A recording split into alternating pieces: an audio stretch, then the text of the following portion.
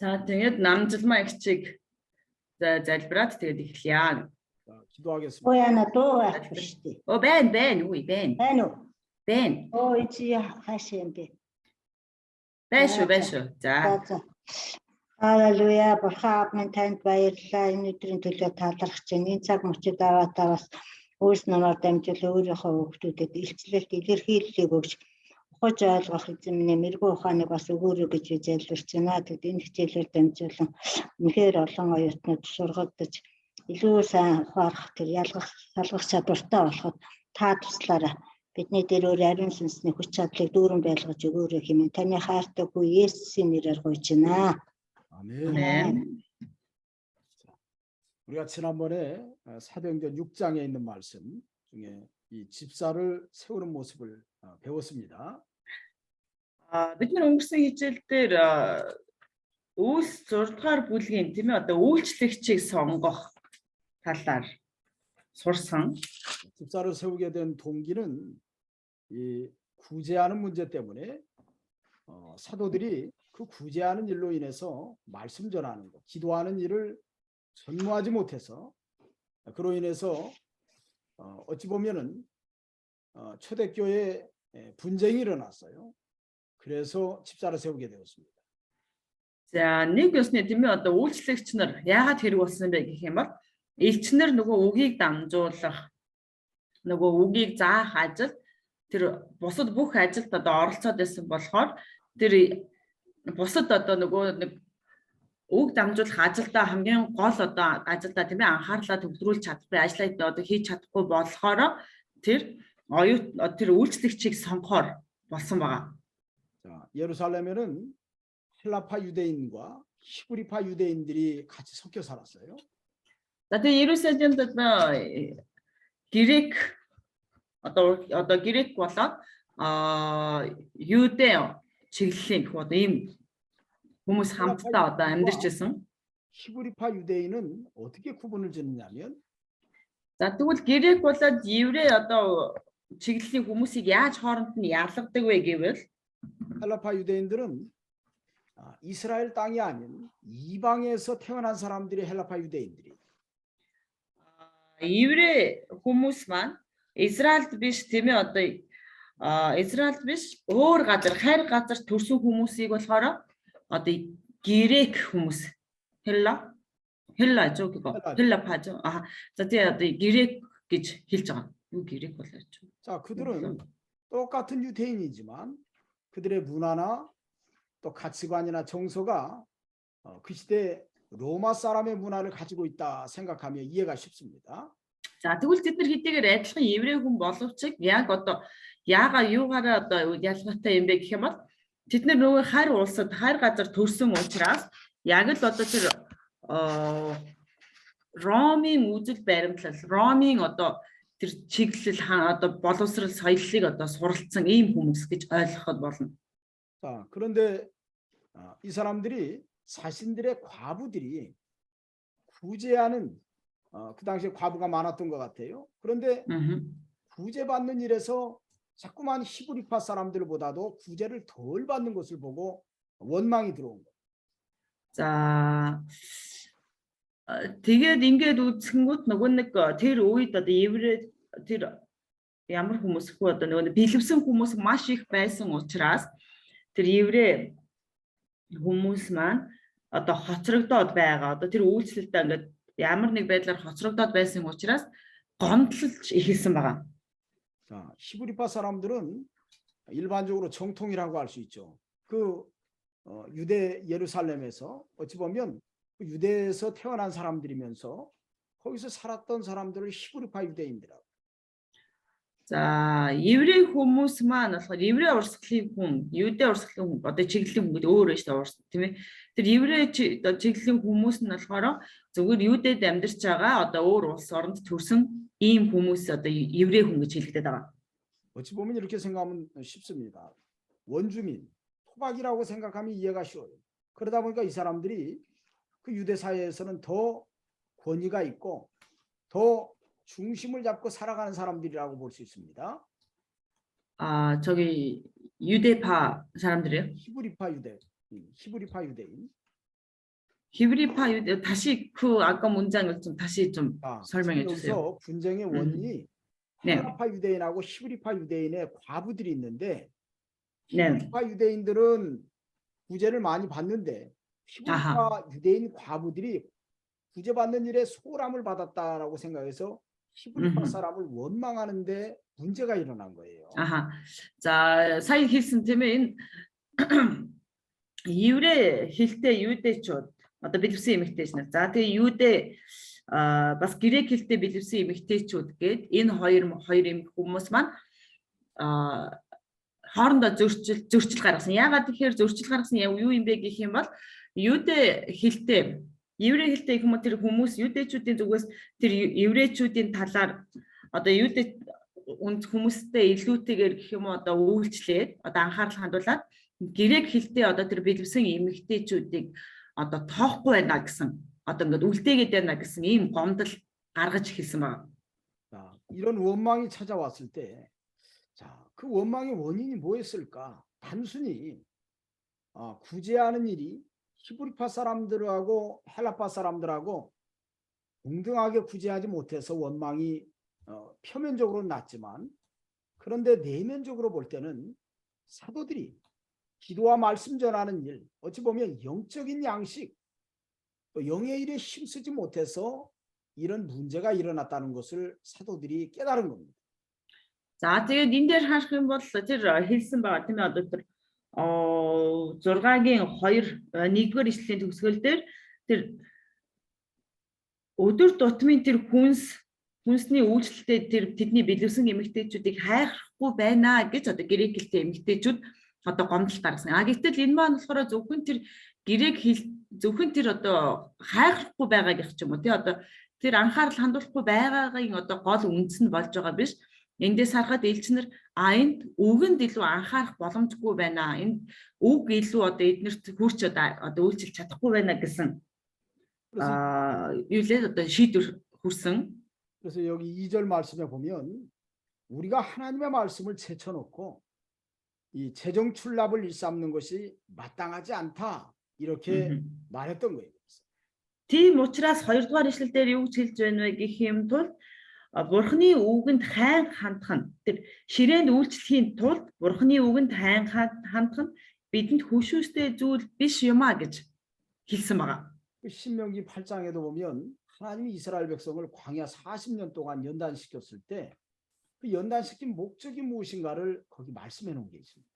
За тэгээд дэд хуудын 8 дугаар бүлэг дээр хүртэл харах юм бол Бурхан Израилийн ард түмнийг цөлд одоо юу гэдэг сургаж одоо шалгасан. Гэтэл тэнцээ одоо сургаж хүмүүжүүлэх тэр шалгасан гол зорилго нь бас тэнцээ байгаа гэсэн ба. Зорилго байсан ба. 8장 3절 한번 읽어 보세요. Бүгдээ дэд хуудал 8-ын 3-ыг уншия.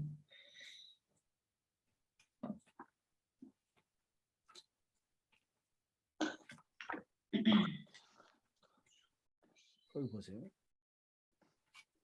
자, 거기 한번 읽어 보세요, 누가. За 8-ын 3 юу гэж байна вэ гэх юм бол хүн зөвхөн талхаар амьдрдаггүй харин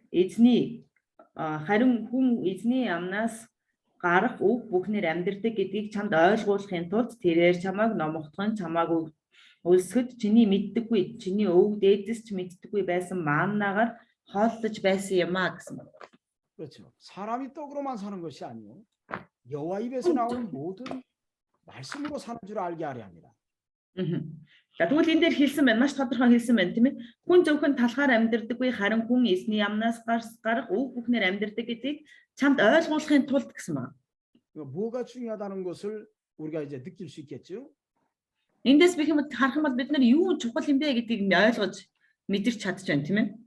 사도들이 먼저 해야 될 것은 구제하는 일이 먼저가 아니라 말씀을 가르치는 일, 또 영적으로 그들을 깨우치는 일이 사도들이 먼저 해야 됩니다.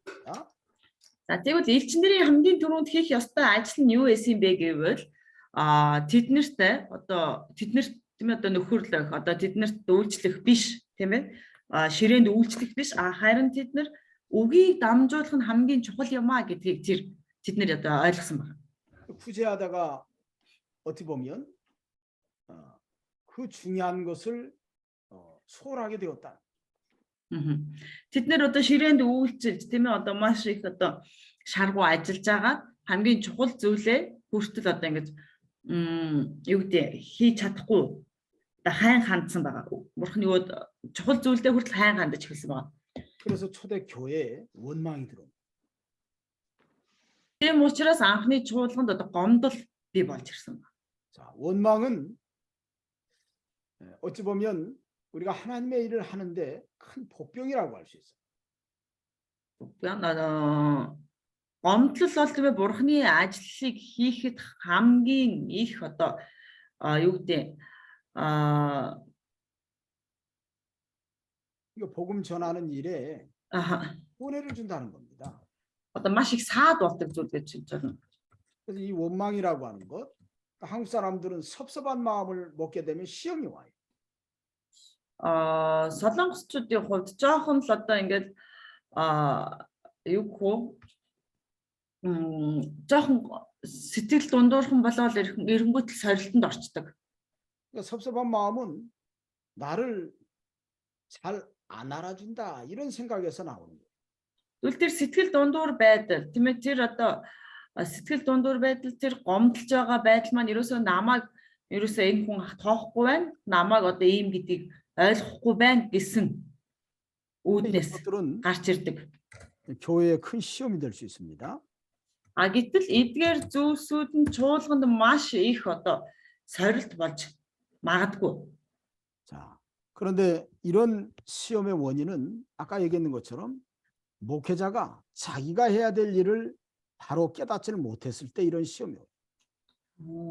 Тэгвэл ийм сорилт, ийм зүйл яагаад бий болдог вэ гэх юм бол хончин хүн тийм ээ удирдагч хүн одоо хийх ёстой зүйлээ зөвөр ойлгоогүй тохиолдолд чуулганд ийм сорилт орж ирдэг байна.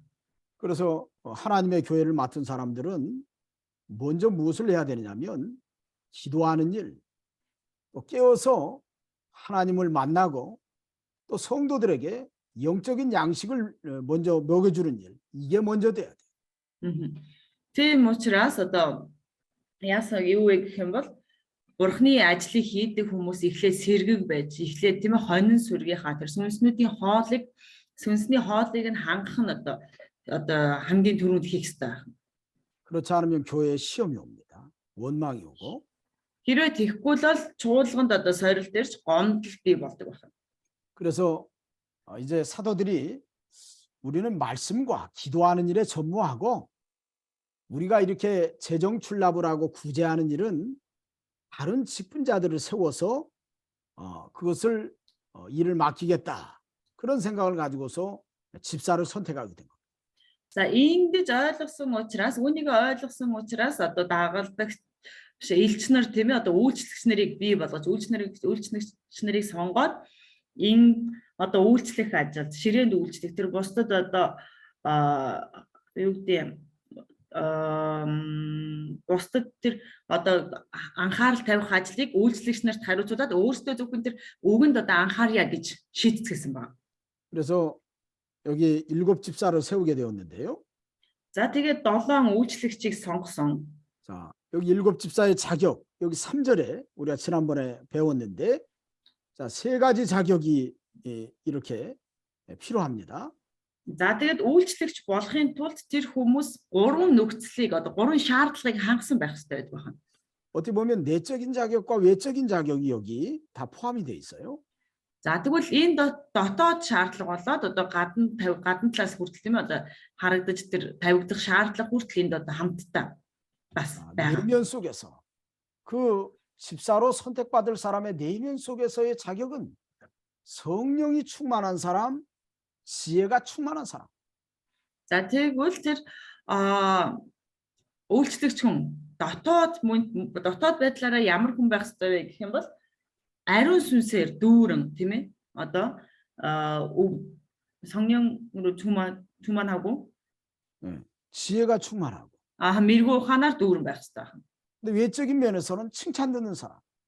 За тэгвэл гадаад нөхцлөөс одоо харах юм бол тэр хүмүүс яадаг вэ гэх юм бол бусдад хүлээн зөвшөөрөгдсөн. 자, одоо тийм хүн байх хэрэгтэй. 일반적으로 우리가 성령이 충만하다고 할 때는 이 성령의 인도와 주장을 따라가는 사람이에요. 오순절 성령의 역사를 경험한 사람으로서 그 성령의 인도와 주장을 따라가는 사람이 성령 충만한 사람이에요. За тэгвэл ариун сүнсээр дүүрэн хүн гэдэг маань ямар хүн юм бэ гэх юм бол Пентакостын өдрийн ариун сүнсний одоо ариун сүнсийг авахд тийм ээ тэр ариун сүнсийг авахд хамт байж тэр ариун сүнсээр хөтлөгдөж ариун сүнсээр удирдуулан явдаг ийм хүн байна.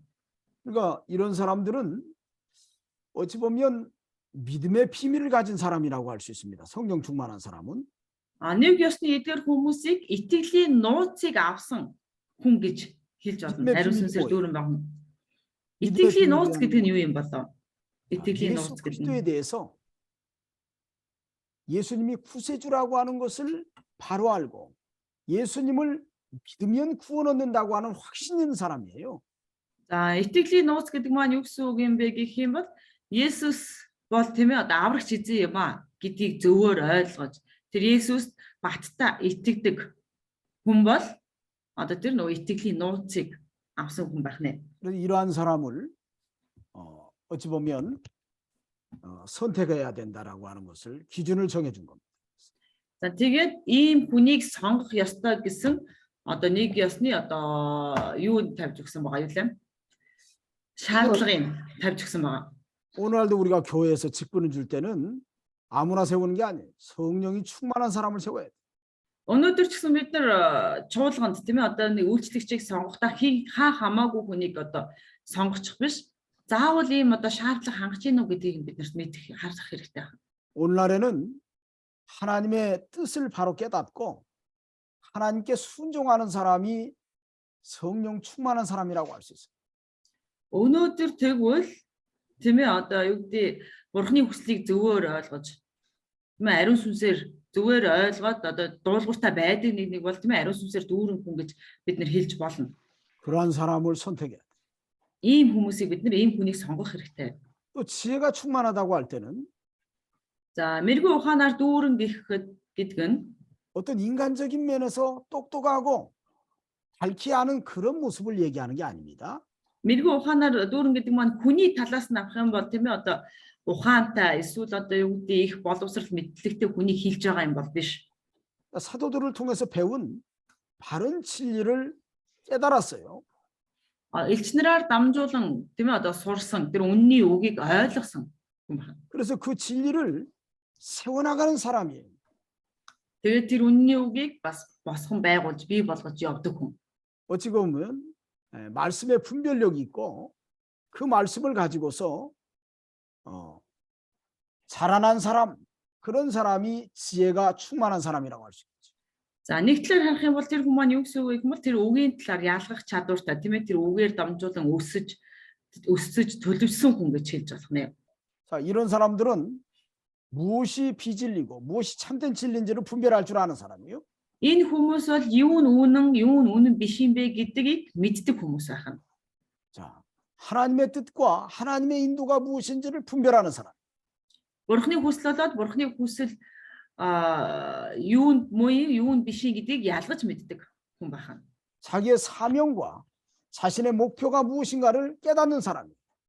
Өөрийн үүрэг болоод өөрийн зорилгыг зөвөр ойлгож мэдсэн хүн байна. 이게 지혜가 충만한 사람. Энэ бол одоо мэрэгүү ухаанаар дүүрэн хүн байна. 여러분들도 지혜가 충만하지요? Та нар ч гэсэн мэрэгүү ухаанаар дүүрэн байгаа үстэй тийм ээ. 근데 간혹가다 지혜가 안 충만한 사람들 보이더라. Заримдаа тэр мэрэгүү ухаанаар дүүрэн бос хүмүүс бас ганц нэг хаяа гарч ирээд идэг. 지혜가 충만하지 않는 사람은 하나님의 인도보다 물질을 따라가요. Бурхны тэр мэрэгүү ухаанаар дутуу хүн маань ямар хүн байдаг вэ гэх юм бол Бурхны үгээс илүүтэйгээр Бурхны удирдлагаас илүүтэйгээр тэр мөнгийг ч юм уу тийм ээ одоо дэлхийн ертөнцийг дагаж явдаг хүмүүс. 세상의 명예나 또 세상의 부와 귀를 따라가는 사람도 지혜가 충만한 사람이 아니에요. Тэр дэлхийн нэр хүнд дэлхийн эд баялагийг дагдаг энэ хүн бол одоо мэрэгүү ухаантай хүн биш байна. 잠언에 보면 여호와를 경외하는 것이 지식의 근본이다. 그런 말씀을 솔로몬이 얘기했습니다. Сургаалт үгсээр харах юм бол эзнээс эмээгүй мэрэгүү ухааны эхлэл мөн гэж хэлсэн байгаа. Соломон. 잠언 1장 7절에 이렇게 말했어요. сургаалт ус 1-ийн 7 дугаар ишлэл дээр. 자, 이게 굉장히 중요한 말씀이에요. 그다음에 전도서 13장에도 전도서 12장에도 그런 말씀을 했어요. 12장. 전도서 12장 13절에도 이런 말씀을 했습니다.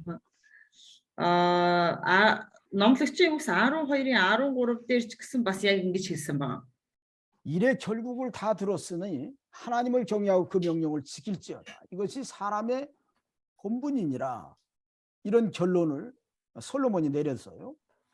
Тэгээд Соломоны номлогчийн ус 12-ийн 13 дээр юу гэж хэлж байна вэ гэвэл энэ бүхнийг сонирдоод дүгнэхэд Бурханаас имэж түүний тушаалыг дагахтун энэ хүн бүхэнд хамаарна гэсэн байна. 자, 어찌 보면 이렇게 분별할 줄 아는 사람이 지혜가 충만한 사람이라고 볼 수 있어요. За ингэж ялгаж чаддаг хүн бол мэрэгүү ухаанаар дүүрэн хүн гэж хэлж ойлгож байна. 자, 그리고 세 번째로는 여기 외적인 면에서 칭찬 듣는 사람, 칭찬받는 사람이 돼야 된다. За тэгээ 3 дугаарт нь одоо гадна талаас хүмүүсийн хувьд хүртэл тэр дэмжигддэг. Одоо энэ дээр хэлэх юм бол юу гэж байна вэ? Бүх хүмүүс дэмжиж гэсэн байгаа. 자, 칭찬받는다는 것은 За энэ хүмүүс маань одоо бусдад хүлээн зөвшөөрөгдсөн хүн байх хэрэгтэй гэсэн үг байна. Тэгвэл тэр хүлээн зөвшөөрөгднө гэдэг маань юу гэсэн үг юм бэ? 자, 칭찬받는다는 뜻이 무슨 뜻이에요? Энэ маань юу гэсэн үг юм бэ?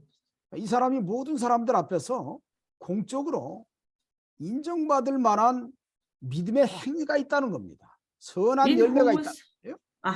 Энэ хүмүүс маань ерөөсө бүх нийтийн өмнө бүгдээрээ адилхан тийм ээ сайн үр жимсийг ургуулсан бусдад хүлээн зөвшөөрөгдсөн ийм хүмүүс байна гэсэн үг байна. 지난번에 얘기했죠. 마태복음 5장 그 16절에 너희 착한 행실을 사람들에게 비추어서 하늘에 계신 너희 아버지께 영광을 돌리게 하라. 이런 말씀이 있지요. өнгөрсөн удаа ч гэсэн хэлсэн байгаа тийм ээ одоо Матай 15장 마태 5장 16절 5-ийн 16 дээр хэлсэн та нар сайн үйлсээрээ гэрэлтүүлж тэнгэрт байгаа эцэгтэй одоо алдрыг өрг гэж хэлсэн үг ишлэл байгаа. 자, 너희 빛을 사람들에게 비추어서 너희 그 착한 행실을 보고 하나님께 영광을 돌리게 하라. 중요한 의미가 있어요. За тэгвэл энэ дээр та нар өөрсдийн үйлсийг сайн үйлийг тийм одоо гэрэлтүүлж өөрсдийн гэрлийг одоо хүмүүст гэрэлтүүл гэж хэлсэн байгаа. 우리가 세상에서도 모든 사람들이 인정할 만한 착하다고 할 때 도덕적인 면에서나 윤리적인 면에서나 행위적인 측면에서 이 사람은 참 귀한 사람이다. 이 사람은 참 착한 사람이다. 인정받는 모습이 칭찬받는 사람이에요. За тэгвэл энэ маань юу гэсэн үг вэ гэх юм бол бүх хүмүүс энэ бол одоо сайн, энэ бол одоо үнэхээр сайхан сэтгэлтэй хүн гэж ингэж бусдад бүгдэд одоо хүлээн зөвшөөрөгдсөн хүн байх ёстой гэж байна. 여러분들 요한 3서에 나오는 가이오나 또 요한 3서 12절에 나오는 데메드리오 이 사람들 한번 생각해 보세요. та нар 3 дугаар Иохан дээр гардаг Димитр болоод Гао бас байгаа тийм ээ. 사도 요한이 자, 이 사람들을 많은 사람들에게 소개합니다. 이거 얼마나 이 사람 귀한 사람이냐. 칭찬하는 거예요. 이런 사람들. Илч Иохан тийм ээ одоо энэ хоёр хүмүүсийг бусдад танилцуулж байгаа хичнээн ийм сайхан сэтгэлтэй тийм ээ одоо сайн үйлстэй хүн байна вэ гэд одоо бусдад танилцуулж хэлж байгаа. 자, 가이오나 데메드리오 특징이 뭘까요? Гао болоод нөгөө Димитрийн онцлог нь юу байсан бэлээ? 자, 이 사람들은 자기의 소유를 가지고 가이오는 별명이 식주인이에요. 식주인. 다시 말해서 음식으로 모든 사람들을 도와주는 사람이에요. За тэгвэл одоо Гаогийн хувьд харах юм бол энэ хүн ерөөсөө бүхий л хоол хүнсээр одоо хүмүүсийг хангадаг гэхүү одоо тийм хоол хүнсээр одоо үйлчилдэг ийм хүн байгаа. 자, 이 가이오의 선행은 나그네를 불쌍히 여기고 그들을 때로는 섬기고 그들이 여러 곳으로 이렇게 다닐 때 필요한 선교비를 주었던 그런 귀한 사람입니다. За тэгээд энэ Гaius бол тийм ээ одоо сайн мэдээ түгээж байгаа хүмүүст мэдээж хоол хүнс байтугай тэр сайн мэдээнд нь хэрэгцээтэй эдийн засаг мөнгөөр хүртэл тусалдаг ийм одоо хүн байгаа. 그 데메드리오도 마찬가지고. Димитр ч гэсэн яг адилхан. 그래서 이 사람들에 대해서 뭐라고 사도 요한은 표현하냐면 이 사람들은 진리에게도 사도들에게도 세상 사람들에게도 인정을 받았다라고 얘기합니다. За тэгвэл Илч Иохан энэ хүмүүсийг юу гэж хэлж байгаа юм бол энэ хүмүүс үнний хувьд ч за тэгээд итгэгч нарын хувьд ч бас элч нарт хүртэл хүлээн зөвшөөрөгцөө гэж хэлж байгаа. 자, 하나님 말씀에 비춰볼 때 이 사람들의 삶의 자치가 하나님이 인정할 만한 그런 사람이라고 칭찬했던 거예요. Бурхны үгээр ингээ харах юм бол энэ хүмүүсийг одоо тийм ээ Бурхны өмнө тэр хүлээн зөвшөөрөгцөн үнэхээр одоо элч нарт ч бай гинт ч бай үнэхээр хүлээн зөвшөөрөхөөс өөр аргагүй ийм хүмүүс гэдгийг нь одоо тэд нар хэлж сайшааж байгаа. 저와 여러분들이 이런 사람들이 돼야 됩니다. За тэгвэл би болоод бид бүхэн бүгдээрээ яг адилхан ийм хүмүүс болох хэрэгтэй. 주의 종으로 세움 받는 사람 이런 사람이 돼요. Эзний боол гэж тийм ээ томилогдсон л бол бүгдээрээ ийм хүмүүс болох хэрэгтэй байна. 어려울 때 여러분들이 서로 섬기도록 하세요. Хүнд хэцүү байх тусмаа та нар бие биедээ үйлчлж туслах хэрэгтэй. 그것이 아주 귀한 겁니다. Энэ бол маш их одоо чухал. 저도 이번에 그 영월에 몽골에 가서 여러 사람들을 좀 어려운 사람들 형편에 맞추어서 조금씩 나눠주고 왔어요. За тэгээд би энэ удаач Монголд очиод хүнд хэцүү байгаа хүмүүсийн нөхцөл байдлыг хараад жоохноор одоо тусалсан. 그것은 제가 여러분들을 진심으로 귀하게 여기기 때문에 그런 겁니다. Энэ нь бол би та нарыг үнэхээр чин сэтгэлээсээ үнэхээр чухалчилж ханддаг учраас ингэж хандсан байна.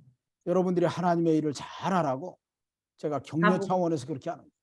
Та бүхнийг Бурхны ажлыг сайн хийгээрэй гэж одоо урамшуулах маяг үүднээс ингэж хандсан байгаа шүү. 저도 넉넉한 사람이 아닙니다.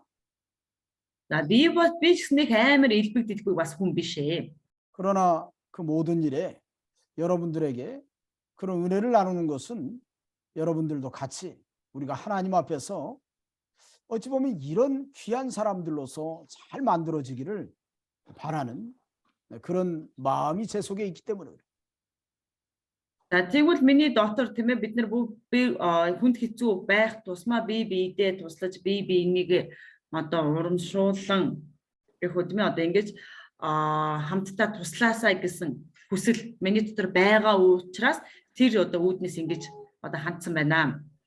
그 디모데전서 8장 디모데전서 3장 8절로 그 13절에 보면 집사의 외적인 자격이 거기 나옵니다. За 1-р Тимотийн одоо 3-ын 8-аас 18 дугаар ишлэлээр харах юм бол одоо тэр үйлчлэгч нарын тэр гадна тавигдах шаардлагын талаар бичсэн байгаа. 자, 8절로 13절 한번 읽어 보세요. 거기. 8-аас 13 дугаар ишлэлийг уншин 1-р Тимот. 읽어 보세요. 1-р Тимот олсон хүн байвал 3장 8절로 13절 한번 읽어 보세요. 3-ын 8-аас 13 дугаар ишлэл уншаарай нэг. Тэгээ.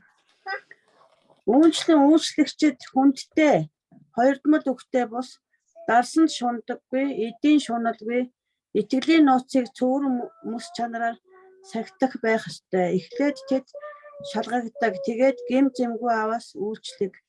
Түүнчлэн эмэгтэйчүүд хүндтэй, бүтгэгч бус, төвчээртэй, бүгдэд итгэмжтэй байх ёстой.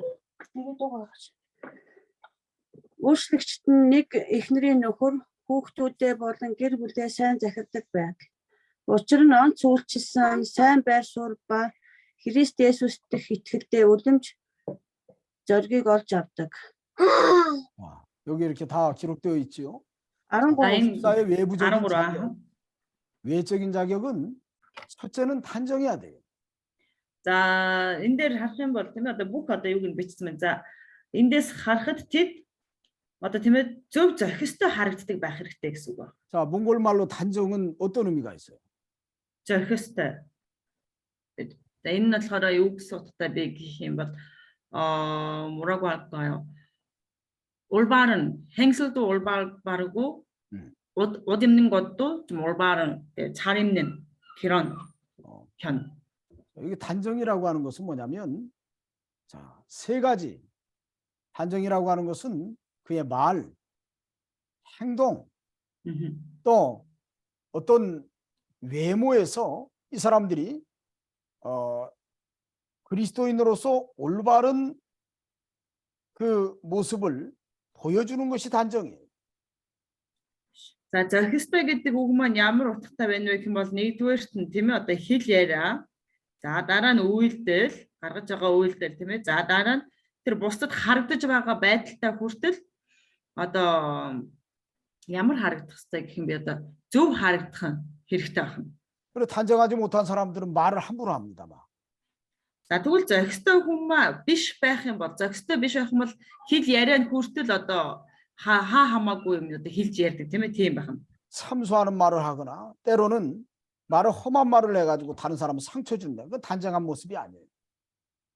За тэгээд энэ одоо хэл ярианда тийм ээ одоо хэлж ярихгүй зүйлийг ярьдаг, бусдыг одоо хэл яриагаараа доромжилдаг ийм хүн бас байдаг байна.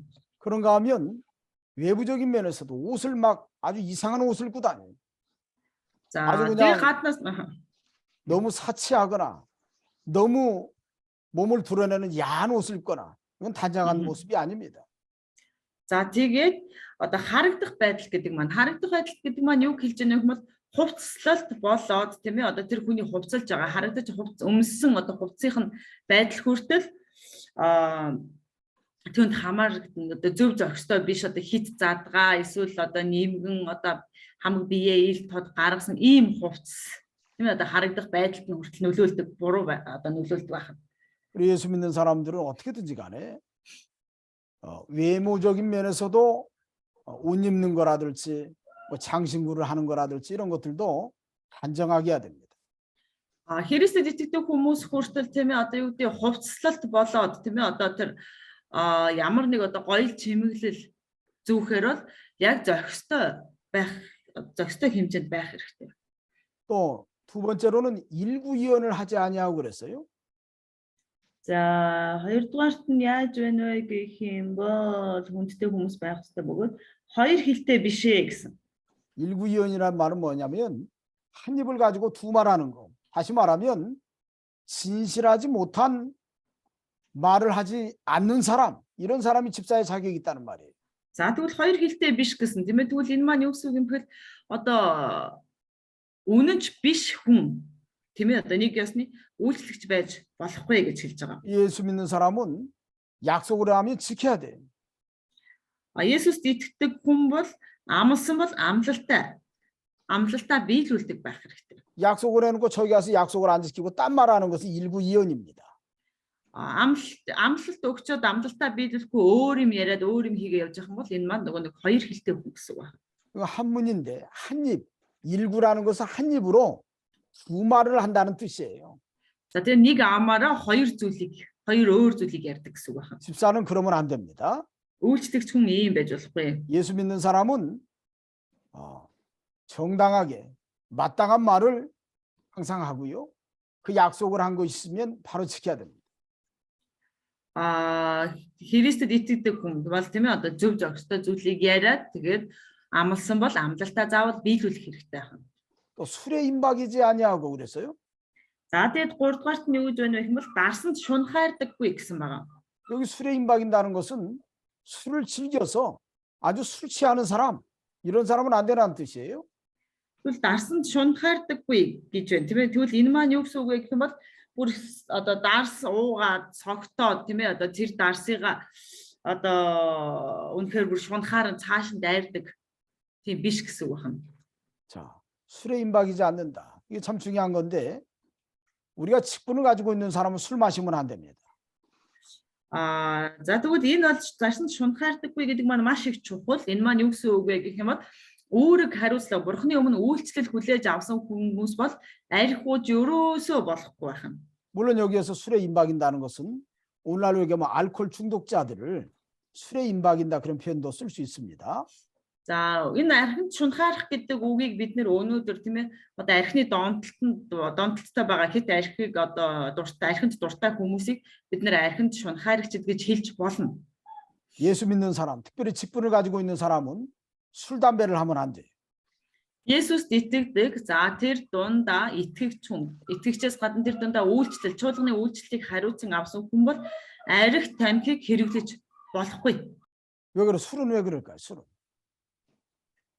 Архийг яагаад ингэж байгаа юм болоо? 자, 술 먹게 되면 노아처럼 실수하게 됩니다. Арх уух юм бол ноотой адилхан ямар нэг алдааг гаргах болно. 성령의 감동이 떠나요. Ариун сүнсний нэг хөтлөл байхгүй болно. 또 실수하게 됩니다. Алдаа гаргах болно. 덕을 세우지도 못하고 Ямар нэг тийм ээ тус нэм болж чадахгүй. 또 담배 피면 어떻게 될까요? За тэгвэл тамхи татвал яах юм болов? 자기 몸을 망가뜨려요. Өөрийн биеийг тийм ээ улам илүү одоо мөхөөх болно. 또 우리가 하나님으로 만족해야 되는데 많은 사람들이 담배 피는 이유는 그것으로 만족하려고 하는 사람이 있어요. Бид нар тийм ээ үгдээ бурхнаар одоо сэтгэл ханах ёстой байтал олон хүмүүс тэр тамхи татаж байгаа тамхиараа тэр сэтгэл хангалуун байхыг хүсдэг. 습관적으로 그거를 중독이 돼 가지고 따라가는 사람들이 있는데 우리는 결코 그런 걸 따라가지 말아야 돼. Зуршил болоод тийм ээ тэр одоо юу гэдэг арх тамхиг хэрэгэлдэг бүр зуршил болтлоо хэрэгэлдэг хүмүүс байдаг. Гэтэл бид нар бол тэгэж одоо зуршил болгон хэрэглэж ерөөсөө хэрэглэж болохгүй байна. 그래서 집사의 자격은 술을 마시지 않는 사람이 집사의 자격을 가지고 있는 거예요. Тийм учраас одоо үйлчлэгчийг үүргийг хариуцаж хүлээж авсан хүн маань ямар байх ёстой вэ гэх юм бол тэр хүн архинд шунхаардаггүй хүн бол үйлчлэгч болж болох нь. 네 번째로는 더러운 일을 탐하지 아니하고. За тэгээ дараа нь дөрөвдүгээрт нь юу гэж байна вэ гэх юм бол бузар олз ашиг хайдаггүй гэсэн байна. 더러운 이가 뭐죠? За бузар олз ашиг гэж юу юм бэ? 정당한 소득이 아니라 불로소득입니다. 다시 말하면 뇌물을 받는 거. 이런 거 좋아하는 사람은 직분을 주면 안 돼요. За тэгвэл бузар олз ашиг гэдэг маань өөрөө юу юм бэ? Энэ бол хууль бос тийм ээ одоо яг зөв зохистой өөрийнхөө олж авахаас зүйлээс гадна одоо хахуул ч юм уу өөр ямар нэг одоо аргаар одоо мөнгө бузар аргаар мөнгө олж авахыг хэлж байгаа. 자기의 직분을 이용해서 다른 사람에게 뇌물을 받고 그 사람의 일을 봐주는 거 이거 아주 잘못된 겁니다. Өөрийнхөө одоо байр сууриа ашиглаад үүргээ одоо байр сууриа ашиглаад тэр бусдын ажлыг хийж амжуулж өгдөг тэр одоо хахуул аваад энэ бүгдийг хийж өгөх нь бол буруу байх нэ болохгүй байх нь. 우리 예수 믿는 사람들은 그냥 도와주세요. 그냥 뇌물 받지 마. Есүст итгэдэг хүн байх юм бол зүгээр туслаж өгөөрэй зүгээр. Одоо хахуулын тэр авалгүйгээр туслахаар бол зүгээр тусалж өгөх хэрэгтэй. 그렇기 때문에 집사의 직분을 가진 사람은 이런 뇌물 좋아하는 사람 또 다른 사람에게 정당한 소득이 아닌 불로소득을 받는 사람들은 직분을 줘서는 안 돼. Тийм учраас Христэд итгэдэг хүмүүс дотор тийм ээ тэр одоо юу лээ тэр чинь 또 깨끗한 양심. авилгал авч тийм үү хахуул аваа за тэгэнгүүтээ бузар олз ашиг авч ямар нэгэн одоо олз ашиг авч болохгүй байх нэ. 또 다섯 번째는 깨끗한 양심 있는 사람이야. За тэгээд тавдугаарт нь цэвэр мөс чанартай хүн байх хэрэгтэй гэсэн. 깨끗한 양심은 어떤 양심이죠? цэвэр мөс чанар гэдэг маань ямар одоо үгийг ямар нөхцөлийг хэлж байна вэ? 하나님의 말씀에 비판받은 양심이요. Энэ цэвэр мөс чанар маань бурхны үгээр одоо шүүгдсэн гэх үү тийм ээ одоо мөс чанар байх хэрэгтэй. 하나님 앞에서 살아가는 양심이에요. Бурхны өмнө амьдардаг мөс чанар. 하나님의 마음을 품은 양심이에요. Бурхны зүрх сэтгэлийг авсан агуулсан мөс чанар ах. 우리가 깨끗한 양심을 갖고 있어야 돼. Бид нэр ийм цэвэр мөс чанартай байх хэрэгтэй. 시편에 보면 선한 양심이 하나님을 찾아간다고 그랬어요. Дол ном дээр харах юм бол сайн мөс чанар бурхныг ирж хайдаг гэсэн ба. 우리가 이 깨끗한 양심을 가진 사람을 직분자로 세워야 됩니다. Тийм учраас бид нэр энэ цэвэр мөс чанартай нэг одоо үүрэг хариуцуулж үйлчлэгчээр сонгох хэрэгтэй. 또 여섯 번째는 믿음의 비밀을 가진 자. За тэгээд 6 дугаарт нь итгэлийн нууцыг 자, 믿음의 비밀이 뭘까요? энэ итгэлийн нууц гэж юу юм бэ? 자, 믿음의 비밀이라는 것은 어찌 보면 믿음의 역사라고도 표현할 수 있습니다. За тэгвэл энэ маань юу гэсэн үг юм бэ гэх юм бол нэг яс өөрөөр хэлэх юм бол итгэлийн нууц гэдэг маань итгэлийн одоо ажилтай гэдэг ажил байгаа гэж хэлж болох юм. 믿음의 열매를 경험한 사람이라고 표현할 수 있어요. өөрөөр хэлэх юм бол итгэлийн үр жимсийг одоо мэдэрсэн хүн. 여러분들이 하나님의 말씀을 붙들고 때로는 핍박이 오고 어려움이 와도 믿음을 지키면 하나님이 살아계신 것을 경험합니다. 그게 믿음의 비밀이에요. За тэгвэл итгэлийн одоо нууц гэдэг маань юу юм бэ гэх юм бол тэр бурхны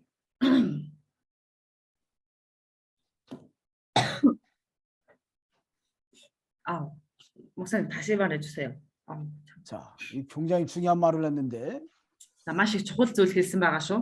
지금 그걸 그렇게 제체하면 곤란한데요, 그래서 자, 믿음의 비밀은 뭐냐면 이тгэлийн нууц гэж юу юм бэ гэх юм бол итгэлийн ажил хэлж байна.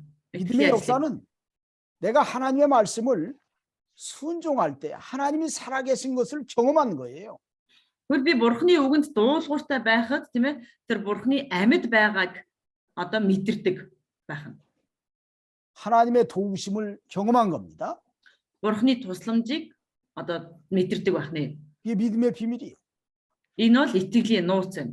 때로는 실제 하나님의 역사를 경험한 것, заримдаа яг жинхнээс тийм ээ заримдаа яг одоо юу гэдэг бурхны үгийг бурхны ажлыг одоо мэдрэх явдал. 때로는 진리를 바로 깨닫고 확신한 것. За заримдаа тэр бурхны үгийг ойлгоод зөвөр ойлгоод түүнд одоо баттайгаар итгэх итгэл. 그러한 것이 있어야 돼. Энэ одоо байх хэрэгтэй байна. 여러분들 믿음의 비밀이 있어요? Та бүхэнд итгэлийн нууц байна уу? 믿음의 비밀이 있어요? 아멘. 아멘. 하나님이 살아계신 걸 경험해야 돼. бурхны амьд байгаа гэдгийг мэдэрцгэх хэрэгтэй. 하나님의 기도의 응답을 받아야 돼.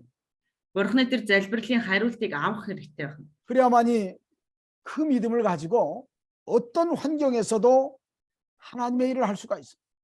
Тэгэж байж тийм ээ тэр агуу итгэлийг аваад сайн итгэлийг аваад бурхны ажлыг одоо хийж чадах болно. 믿음의 비밀이 없는 사람은 믿음을 안 쓴다는 증거예요. Итгэлийн нууц байхгүй хүн бол итгэлээ ашигладаггүй одоо баталгаатай хүн байна. 어떻게 알 수 있죠? Яаж мэдж болох вэ? 히브리 11장 1절에 뭐라고 그랬어요? Еврей 11-ийн 1-ээр юу гэсэн байна вэ? 믿음은 이тгэл бол 자, 히브리 11장 1절 한번 읽어 보세요. Еврей 11-ийн 1. За Еврей 11-ийн 1 юу гэж байна вэ гэвэл 믿음은 итгэл бол бидний найддаг зүйлсийн бодит байдал харагдахгүй зүйлсийн баталгаа мөн гэж. 보지 못하는 것들의 증거라고 그랬죠. Аа. 자, 이런 믿음의 비밀이 있어야 돼. Ийм итгэлийн нууц байх хэрэгтэй. 자, 이런 믿음의 비밀이 있을 때 그러한 사람을 직분자로 세우면 그러면 하나님의 일을 해나갈 수 있는 거예요. Ийм итгэлийн нууц байх юм бол тийм ээ ийм итгэлийн нууц байх юм бол тэр хүн одоо үүрэг хариуцуулаад бурхны ажлыг түүнд одоо даатгаж тэр бурхны ажлыг хийж болно. 자, 또 그 아래도 보면 이런 말씀이 있습니다. 여자들한테도 여자 집사들에 대해서도 또 이야기한 게 있어요. За тэгээд нөгөө чинь Тимот дээр харах юм бол эмэгтэй одоо хүмүүс эмэгтэйчүүд хүртэл одоо хэлсэн. 자, 11절에 그랬지요. 11절에. 11-р эшлэлээр. 자, 이와 같이 단정하고 여자들이 단정하라고 그랬습니다. За тэгээд эмэгтэйчүүдийг бас адилхан хүндэтгэлтэй одоо энэ маань нэгнээс зохистой гэсэн үг. 자, 베드로전서 3장에 보면 여자들이 자기를 단장하는 방법이 거기 나와요. 1-р Петр дээр харах юм бол эмэгтэй хүмүүс яаж өөрийгөө хүндэтгэлтэй бас тэр зохистой байлгах талаар одоо бичсэн байгаа. 자, 가락지를 차고 그다음에 목걸이를 하고 이것으로 자기를 단장하지 말고 속 사람을 단장하라고 속 사람. За тэгвэл энэ маань юу гэсэн бэ гэх юм бол тэр эмэгтэйчүүдийг одоо бөөгж зүйлт зүүгээл одоо гоёж гангалаараа гэж хэлсэн биш. Тэр дотоод хүнээ одоо улам илүү одоо гоёороо гэж хэлсэн байна. 다른 여러분들이 뭐 귀걸이하고 막 목걸이하고 나 그런 데 관심 없어요. Би одоо та нарыг ямар эмэг зүүсэн байна, ямар богж зүүсэн байна, тийм ээ, ямар зүг зүүсэн байна гэдэг надад ерөөсөө нэг ч сонирн биш. 여러분들 우리 여기 교수들이 나중에 만나게 되면 교수들은 그런데 하나도 관심 없습니다. 다 내가 비밀로 가르쳐 주는 거예요. За тэгээд дараа нь тийм ээ одоо юу гэдэг та нар манай багш нартайгаа уулзах боломж гарах юм бол манай багш нар ерөөсөө тийм юм тоодоггүй байгаа.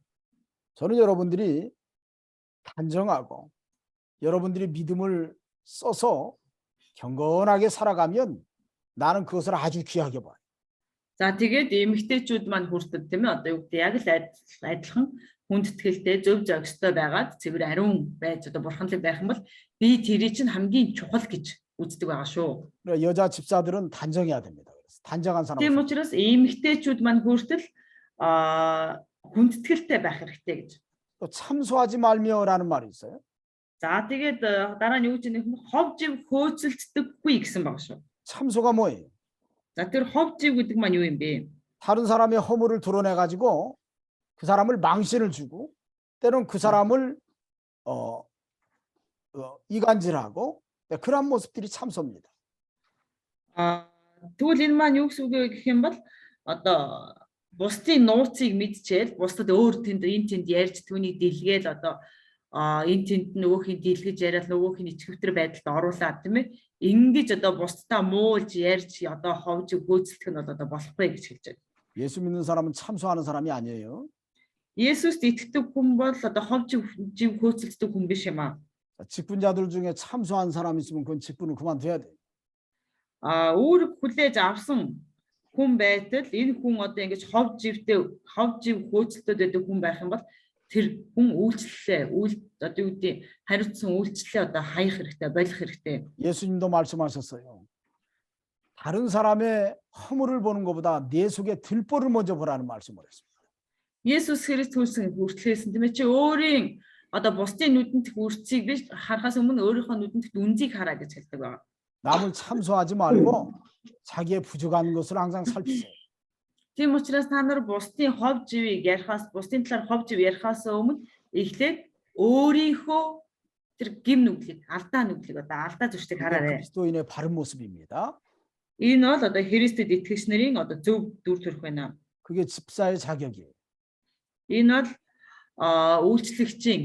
үйлчлэгчид тавигдах одоо шаардлага байна. 또 절제하며 그랬어요. За дараа нь өөрийгөө юу гэж хэлсэн бэ гэх юм бол төвчээртэй гэсэн. 절제가 뭘까요? За тэгвэл төвчээртэй байна гэдэг маань юу гэсэн үг юм бэ? 절제는 내가 마땅히 다 모든 일을 할 수 있지만 그러나 우리가 하나님의 일을 위해서 때로는 믿음의 선한 일을 위해서 때로는 중단하고 때로는 멈추는 것이 절제예요.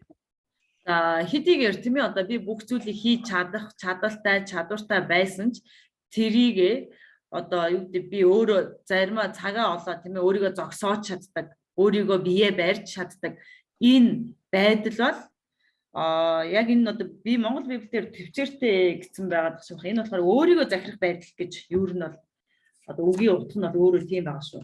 절제하지 않으면 어떤 일이 생기죠? өөрийгөө захирч чадахгүй байх юм бол ямар зүйл бий болох вэ? 마땅히 해야 될 하나님의 일을 할 수가 없어요. Тэр хүн өөрийнхөө одоо хийх ёстой тийм ээ одоо ажиллаа тэр зөв зохистойгоор хийж чадахгүй байна. 때로는 병이 나서 하나님의 영광을 가리우기도 합니다. Заримдаа тийм ээ тэр өвдөж бурхны алдарт одоо саад болж магадгүй. 그래서 절제하는 것이 굉장히 중요해요. Тийм учраас өөрийгөө захирнаа, өөрийгөө удирднаа гэдэг маань одоо маш их чухал.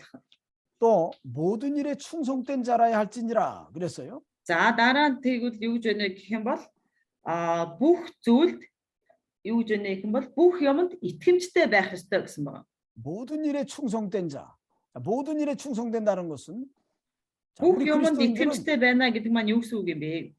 어떤 일을 맡았든지 간에 거기에서 최선을 다하는 사람, 이런 사람이 충성된 사람이요. Бүх юмд итгэмжтэй байна гэдэг маань ерөөсөө юу ч гэсэн ямар ч зүйлд тэр хүн итгэмжтэй байж дуулууртай байх ёстой гэсэн үг. 왜 최선을 다하지요? Яагаад одоо бүх зүйлийг одоо чин сэтгэлээсээ бүгдийг хийх ёстой юм бэ? 하나님이 나에게 직분을 맡겼기 때문에. Яагаад гэвэл бурхан надад энэ үүргийг хариуцуулж өгсөн учраас. 이런 사람이 직분을 얻을 수 있도록 여자 집사 За тэгвэл энэ бол эмэгтэй үйлчлэгчд тавигдж байна тийм ээ. Бүх юмд итгэмжтэй байх хэрэгтэй гэсэн. 여기 12절에는 집사들은 한 아내의 남편이 되어 자녀와 자기 집을 잘 다스리는 자일진 이런 말씀도 있어요. За тэгээд 12 дугаар ишлэлээр харах юм бол үйлчлэгч хүн маань ямар байх ёстой вэ гэх юм бол одоо эрэгтэй үйлчлэгч юу гэж нэг эхнэрийн нөхөр байх ёстой бөгөөд хүүхдүүдээ болон өөрийнхөө гэр бүлийг сайн захирдаг гэсэн байна. 여기 남자 집사에 대해서 얘기하는 것 같아요. Энэ бол одоо эрэгтэй үйлчлэгчийн талаар хэлж байна тийм ээ. 한 아내의 남편. нэг эхнэрийн нөхөр.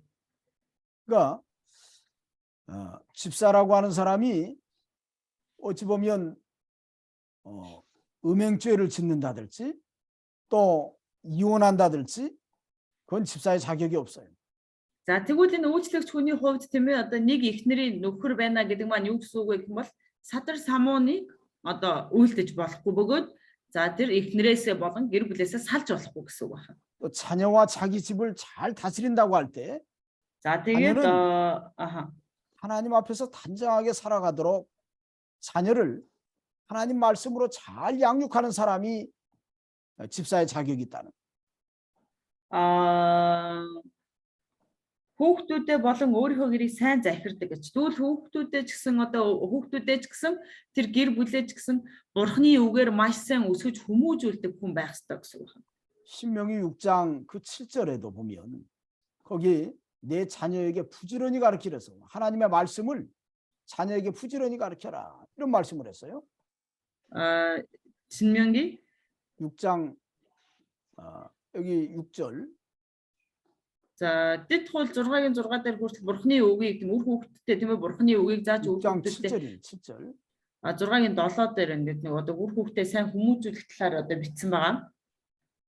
그래서 자녀를 하나님의 말씀으로 잘 양육하는 사람이 이 집사의 자격이 있다는 거.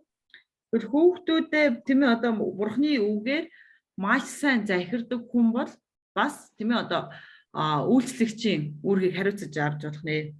가족을 평안하게 하고 가족을 화목하게 하는 것도 집사의 의무입니다. гэр бүлээ ив нэгдэлтэй амар амгалан тийм ээ одоо байлгах нь бол үйлчлэгчийн бас нэг хийх ёстой үүрэг байх нэ. 자, 이렇게 해서 어찌 보면 7 집사를 세웠다고 그랬어요. ингэж тийм ээ 7 үйлчлэгчийг сонгосон байгаа ийм одоо шаардлагын үүдэн дээрээс. 자, 5절 말씀해 보니까 여기 7 집사 이름이 나오죠? За тэгээд 6-гийн 5 дахь ишлэл дээр харах юм бол ямар 7 үйлчлэгч сонгосон бэ гэж одоо нэр нь байна тийм ээ. 자, 제일 먼저 스데반 집사가 나오고요. За хамгийн түрүүнд нь Стефан нэрлэгдэж байна. 필립 집사. За дараа нь Филипп. 세 번째 브로거로. За дараа нь 3 дугаарт нь Прохор. 네 번째 니가노로. За тэгээд 4 дугаарт нь Никанор. 5 번째 디몬. За 5 дугаарт нь Тимон. 6 번째 바메나. За 6 дугаарт нь болохоор Пармен. 7 번째는 안디옥 사람 니골라.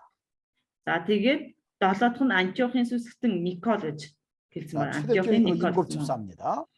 За энэ бол анхны чуулганы үеийн 7 үйлчлэгч байна. 다른 사람들은 아무 문제가 없는데 나중에 요 니골라가 문제가 생겼죠. За бусад хүмүүс бүгдээрээ одоо юу гэдэг ямар нэг асуудалгүй байхад дараа нь энэ Никол тийм ээ одоо асуудал үүсгдэг байгаа.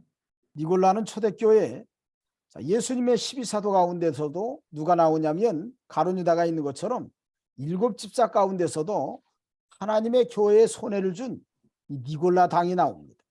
당파를 묻어서 사도들과 진리를 대적했던 사람이에요. За 12 дагалдагч Есүсийн үед 12 дагалдагчид тийм ээ одоо Искариотын Юдас гэж нэг нөхөр байсан тийм үү. Гэтэл энэ анхны чуулганы үеийн тэр 7 одоо энэ үйлчлэгчийн дунд Никол хүртэл дараа нь одоо Николын одоо бүлхэм гэж байгуудаад одоо элч нарын одоо эсрэг одоо юу гэдэг эсрэг одоо үйл одоо ажиллагаа явуулдаг хүн болж өөрчлөгдсөн байгаа. 6절에 사도들이 기도하고 그들에게 안수해서 7 집사를 세웠습니다. За тэгээд 6 дугаар эшлэл дээр харах юм бол тэд нар тэгээд тэднийг элч нарын өмнө ирүүлэхэд тэд залбирсны дараа гараа тэдэн дээр тавьсан гэж 50 өгсөн байна. 자, 7절에 보니까 7 집사를 세운 다음에 초대교회에 큰 변화가 나타났어요. За ингээд 7 дугаар ишлэлээс харах юм бол 7 илчлэгч бишээ 7 үйлчлэгчийг сонгосны дараа нэгдүгээр анхны чуулганы үед маш их өөрчлөлт бий болсон. 자, 여기 보니까 하나님의 말씀이 점점 왕성하여 이런 말씀이 있어요. Энэ дээр харах юм бол Бурхны үг түгэн тархсаар гэсэн байна. 자, 하나님의 말씀이 왕성했다는 것은 사도들이 말씀과 기도하는 일에 전무하니까 하나님의 말씀이 더 많이 열매를 맺게 됐다는 것을 알 수 있어요. За түгэн тархсан гэдэг үгнээс харах юм бол элчнэр тийм ээ Бурхны үгэнд болон одоо тэр залбиралд өөрийгөө зориулаад ирэхэд Бурхны үг одоо маш их одоо дэлгэрч тэд нэр одоо Бурхны ажлыг маш сайн хийж эхэлсэн гэсэн үг.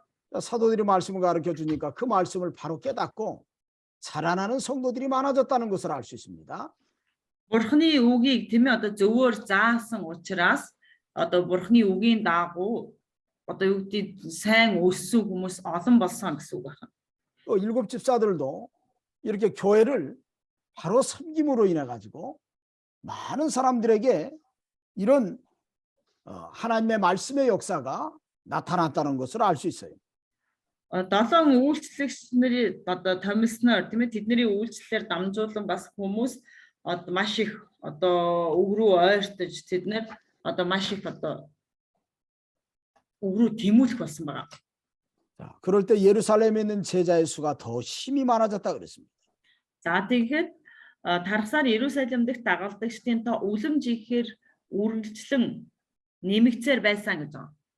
자, 말씀이 풍성해지고 은혜 받는 사람이 많아지면 상대적으로 많은 사람들이 더 주 앞으로 돌아오는 역사가 있게 되는 거예요.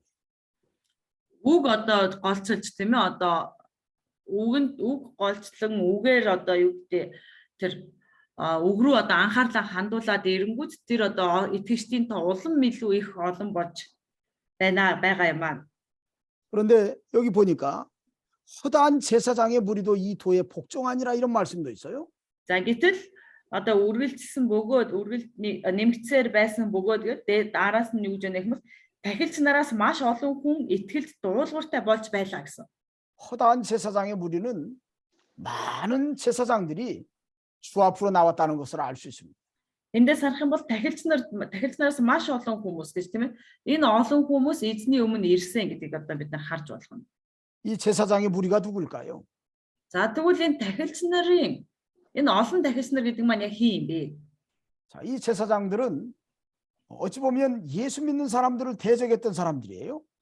За энэ тахилч нар маань нэг ёсны тийм ээ одоо Есүст итгэдэг хүмүүсийг эсэргүүцдэг байсан ийм хүмүүс байгаа. 이 사람들은 율법주의로 많은 사람들을 끌고 나가는 사람들입니다. Энэ хүмүүс одоо хуулийн үзлэр хуулийг баримтлалаар тийм ээ одоо олон хүмүүсийг удирддаг байсан. 그런데 이들이 이 스데반 집사부터 시작해서 이 7 집사들이 사도들과 더불어서 교회를 세워나갈 때 그 하나님의 역사 앞에 굴복하게 되는 거예요. Эднэр ингэж 7 элчнэр болоод элчнэр тийм ээ 7 одоо үйлчлэгч болоод элчнэр Бурхны өмнө одоо өөрсдийн үйлчлэлийг аваад Бурхны үг сайн дамжуулаад ирэхэнгүүт энэ тахилч нар хүртэл Бурхны өмнө өөрийн эрх бүднэр өөрсдөө Бурхны үгэнд бууж өгсөн байна.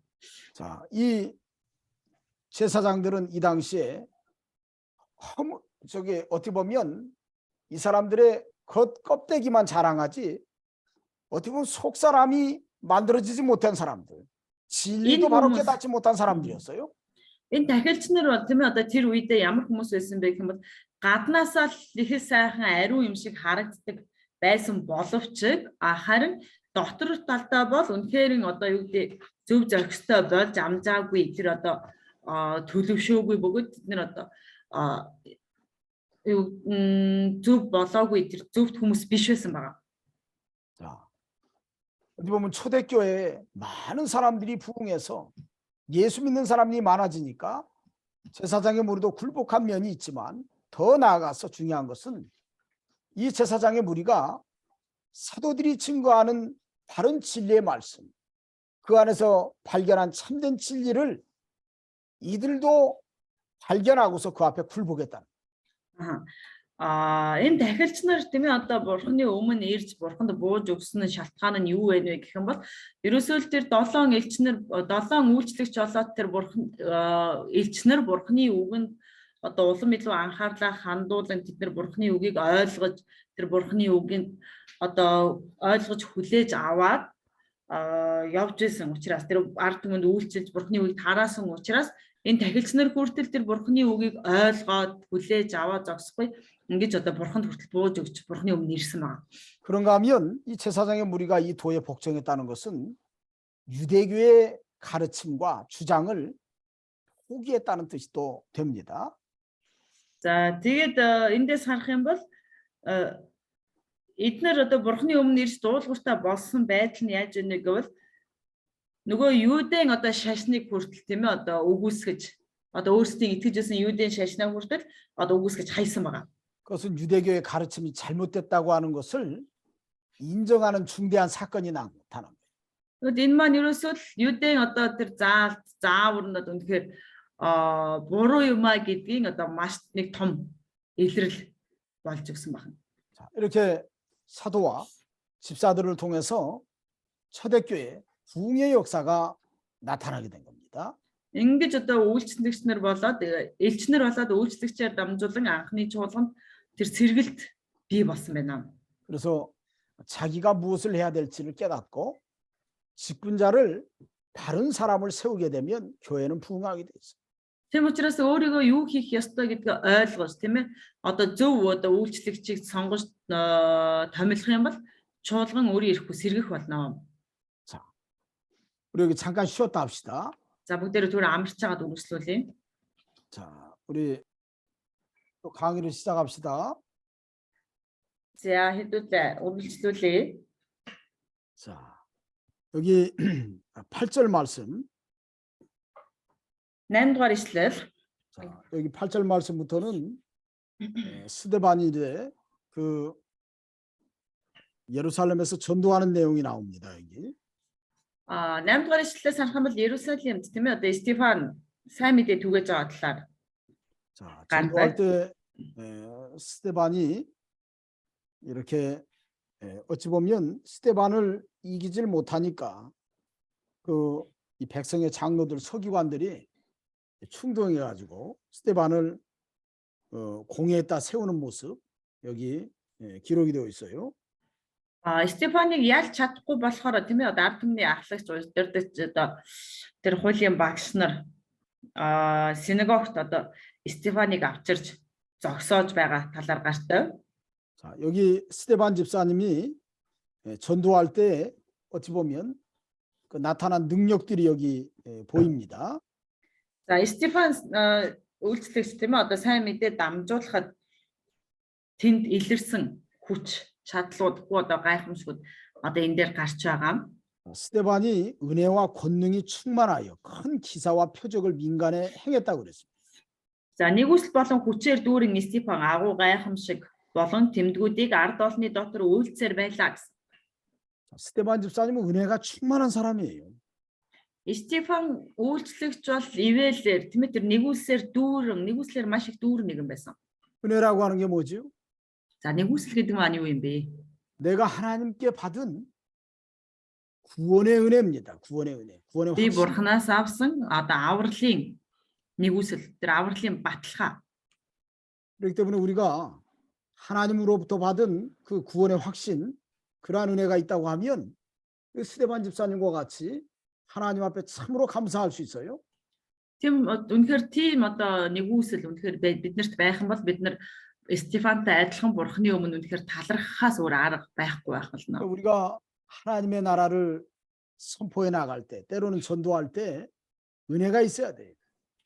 Бид нар бурхны улсыг түгээж тийм ээ одоо сайн мэдээ түгээхдээ за энэ заримдаа тэр одоо сайн мэдээг түгээгээд тунхаглаад явж байхдаа биднэрт тэр бурхны тэр нэгүсэл бидэнд байх хэрэгтэй байна. 사도 바울이 자기의 서신을 통해서 그 고백하는 내용들을 보면 참 사도 바울은 내가 참으로 은혜 받은 사람이라고 하는 것을 자기가 편지하는 교회마다 증거를 하고 있습니다. Илч Паулын бичсэн захидлууд дээр харах юм бол Илч Паул өөрөө хичнээн их ивэл нэгүсэл авсан бэ гэдгээ тэр захидал бичсэн тэр чуулганууд руу захидал бичих болгондоо тэр бичиж тэмдэглэсэн байдаг. 그래서 그리스도 예수의 종 사도 바울은 하나님의 부르심을 받아라는 그런 단어를 많이 써요. 부르심을 받아. Тийм учраас Христ Есүсийн болох Илч Паул би гэдэг эсвэл Бурхны дуудлагаар Бурхнаар дуудагдан гэсэн ийм одоо илэрхийллүүдийг маш их одоо хэлдэг. 디모데전서 그 1장 13절 이하에 보면 그 부르심을 받았다라는 그 표현을 어떻게 보면 자신이 받은 가장 큰 은혜라고 하는 것을 고백하는 내용이 나옵니다. Тэр дуудагдан гэдгийг харах юм бол тэр өөрөө одоо хичнээн их ивэл авсан бэ гэдгээ тэр илэрхийлж байгаа. 자, 자기 자신에 대해서 내가 전에 폭행자고 핍박자고 해방자였다라는 표현을 통해서 내가 받은 은혜가 무엇인가를 어찌 보면 간접적으로 표현했다고 볼 수 있습니다. Тэр өмнө нь тийм ээ өөрийгөө хэлэхдээ тэр нэгүсэл авсан, ивэл авсан хүн гэдгээ хэлэхдээ тэр юу ч хэлж байсан бэ гэх юм бол би өмнө нь дарангуйлагч, тийм ээ одоо хүчирхийлэгч, одоо хавчигч байсан гэдгээрээ тэр өөрөө өмнө нь ямар хүн байжгаад би одоо ямар нэгүслэр ийм хүн болсон бэ гэдгээ одоо маш одоо илт гэх үү тийм ээ одоо тайлбарлаж өгч байгаа. 어떻게 보면 나는 사도로 부르심 받을 만한 자격이 전혀 없는데 하나님이 나를 불러준 겁니다. Өөрөөр хэлэх юм бол би элчийн хувьд тийм ээ юу гэдэг элч болон дуудагдах ямар ч одоо нөхцөлгүй шаардлагагүй байж байгаарай. Ирэхгүй тийм ээ би элч болон дуудагдах ирэхгүй нэгэн байтал Бурхан намайг элч хэмээн дуудсан юм а гэж тэр хэлж байна. 그래서 15절에는 그런 말을 하죠. 저 뒤에 가서 죄인 중에 내가 괴순이라 그런 말까지. За тэгээд тэр 15 дугаар ишлэлээр юу ч хэлсэн бэ гэхээр нүгэлтнүүдийн тийм ээ одоо ихнийх нь би байна гэж хэлсэн байна. 자, 이런 표현은 사도 바울이 내가 정말 은혜가 충만하다는 것을 고백하는 거죠. Ингэж хэлснээр тийм ээ одоо Илч Паул би өөрөө одоо нэгүслэр одоо маш их дүүрэн байгаа гэдэг хэлсэн байна. 그래서 사도 바울이 로마에 편지할 때는 내가 빚진 자라는 표현을 써요. 빚진 자.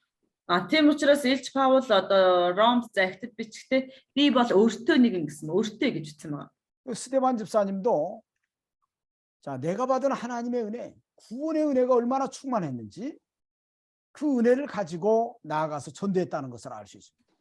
За тэгвэл эндээс хамбал Стефан одоо хүртэл тэр өөрийн авралын нэгүсэл тийм ээ одоо хичнээн ихвэ гэдгийг тэр гэдгээ одоо гэдгээр тэр маш их одоо юу гэдэг хүчтэйгээр тэр гайхалтай тэр сайн мэдээг дамжуулж байсан ба. 권능이 충만했다고 그랬죠. За тэгээ хүчээр дүүрэн гэсэн ба бас. 하나님의 능력의 역사가 스데반 집사님을 통해서 나타난 겁니다. Бурхны хүч чадал Стефан одоо үйлчлэгчээр дамжуулан илэрч харагдсан байна. 그 아래 보니까 큰 기사와 표적을 민간에 행하니 그랬어요. За тэгээд агуу гайхамшиг болон тэмдгүүдийг ард олны дотор үйлдсээр гэсэн ба. 자, 기적적인 역사들에는 병든 자들이 일어나고 귀신 들린 사람이 고침받는 그런 역사들이 나타난 겁니다. За тэгвэл энэ одоо гайхамшигуд болоо тэмдгүүд нь юу байсан бэ гэх юм бол өвчнүүд нь эдгэж өвчтэй хүмүүс эдгэж тийм ээ чөтгөрт баригдсан хүмүүс чөлөөлөгдөж байсан ийм одоо гайхамшигуд болсон байна. 표적이라고 하는 것은 스데반 집사를 하나님이 함께하고 계신다고 하는 그런 증거들이 나타났다는 거예요. Тэмдгүүд гэдэг маань юу хэлээд байна гэх юм бол ерөөсөө тэр бурхан Стефан үйлчлэгчтэй хамт байгаа гэдгийг одоо илэрхийлж харуулж байсан байна. 자, 이런 큰 기적과 표적, 이런 권능의 역사는 아까도 얘기했지만 히브리 11장 1절에 있는 것처럼 믿음은 바라는 것들의 실상이다. 그 말씀을 생각해 본다고 하면 스데반 집사님이 정말 살아있는 믿음을 갖고 있구나라는 것을 우리가 읽어볼 수 있는 거죠. Энэ одоо гайхамшиг одоо энэ одоо нөхцөл байдлыг харах юм бол Стефан тийм үнэхээр бидний одоо сая Еврей 11-ийн 1-р эшлэл дээрээс харсан шиг итгэл бол бидний найддаг зүйлсийн баталгаа мөн гэж хэлсэн тийм үү. Яг л одоо илч бишээ үйлчлэгч Стефан ийм одоо нэгэн байсан юм байна гэдгийг бид нар одоо харж чадах нэ ийм итгэлтэй нэгэн байсан байх нэ гэдгийг бид нар харж болох юм. 자, 그럴 때 어떤 일이 일어나냐면 여기 이른바 자유민들, 즉 구레네인 알렉산드리아인 길리기아와 아시아에서 온 사람들의 회당에서 어떤 자들이 일어나 스데반과 더불어 논쟁할세 이런 일들이 일어났어요. За тэгвэл 9 дугаар эшлэл дээр за ингээд Стефаныг бариг Стефан ингээд сайн мэдээ дамжуулаад байхад ямар үйл явдал болсон бэ гэмэл 9 дугаар эшлэл дээр байна. 스데반 집사님 Гэтэл эрх чөлөөтнүүд хэмээн нэрлэгддэг синагогийн хэсэг хүмүүс болох Коринтууд болон Александрчууд Килик болон Азиас иргэсэдтэй нийлж Стефантай маргалдаг гэсэн байна. 여기 회당들은 키프로스라고 하는 그곳에서 온 유대인들이 모여서 예배드리는 장소, 또 알렉산드리아에서 저쪽 애굽에 있는 알렉산드리아에서 온 유대인들이 모여서 예배드리는 장소, 그건 회당이에요. 각자 자신들이 살았던 곳에 있었던 사람들이 모여서 이렇게 회당을 만들었다는 것을 알 수 있습니다. За тэгвэл энэ синагогт ямар хүмүүс ирдэг байсан юм бэ гэхмэл Коринтууд буюу Александрчууд гэдэг нь болохоор юу гэхмэл тэр Египтээс гарч ирээд тийм ээ одоо гарч ирэн одоо тэр Азиас ирсэн хүмүүстэй нийлээд Стефантай за нийлээд бий болгосон одоо тэнцээ байдаг еврейчүүд гэх юм уу те юдэчүүд одоо ирээд бий болгосон синагогийг хэлж байгаа. 자, 스데반 집사가 그 사람들 앞에서 여기 지혜와 성령으로 말함을 그들이 능히 당하지 못했다고 그랬습니다. За тэгээд гэвч түүний одоо Стефан үйлчлэгчмээ сүнс болоод мэрэгэн ухаанаар ярьж байсныг сөрж чадсангүй гэсэн байна. 자, 스데반이 가지고 있는 지혜와 성령의 역사는 사도들을 통해서 주신 하나님의 바른 진리의 말씀, 바른 구원의 도리를 증거했기 때문에 그 지혜를 당해낼 수 없는 거예요. Стефаны хэлж ярьж байгаа тийм сүнс болон мэрэгэн ухаан гэдэг маань юу юм бэ гэвэл элч нараар дамжуулан тэр үнний үгийг аавн тийм тэр үнний үгээр хөтлөгдөн ярьж байгаа учраас нөгөө хүмүүс одоо тэр ирсэн хүмүүс маань түүнийг одоо сөрж чадахгүй байсан байна. 그런가 하면 오순절 성령의 감동과 그 역사가 스데반 집사와 함께했기 때문에 그걸 당해낼 수가 없었던 겁니다. Тэр Пентекостийн өдрийн ариун сүнс тийм ээ одоо тэр Стефантай хамт байсан учраас тэр нөгөө нэг цугласан хүмүүс тэр синагогийнхан одоо Стефанийг одоо хичнээн маргалдаад түүнийг ялч чадахгүй байсан байна. 이런 회당에 있는 유대인들이 당하지 못했다라는 것을 다른 방편으로 본다고 하면 그들이 진리를 깨닫지 못했다는 걸 알 수 있죠.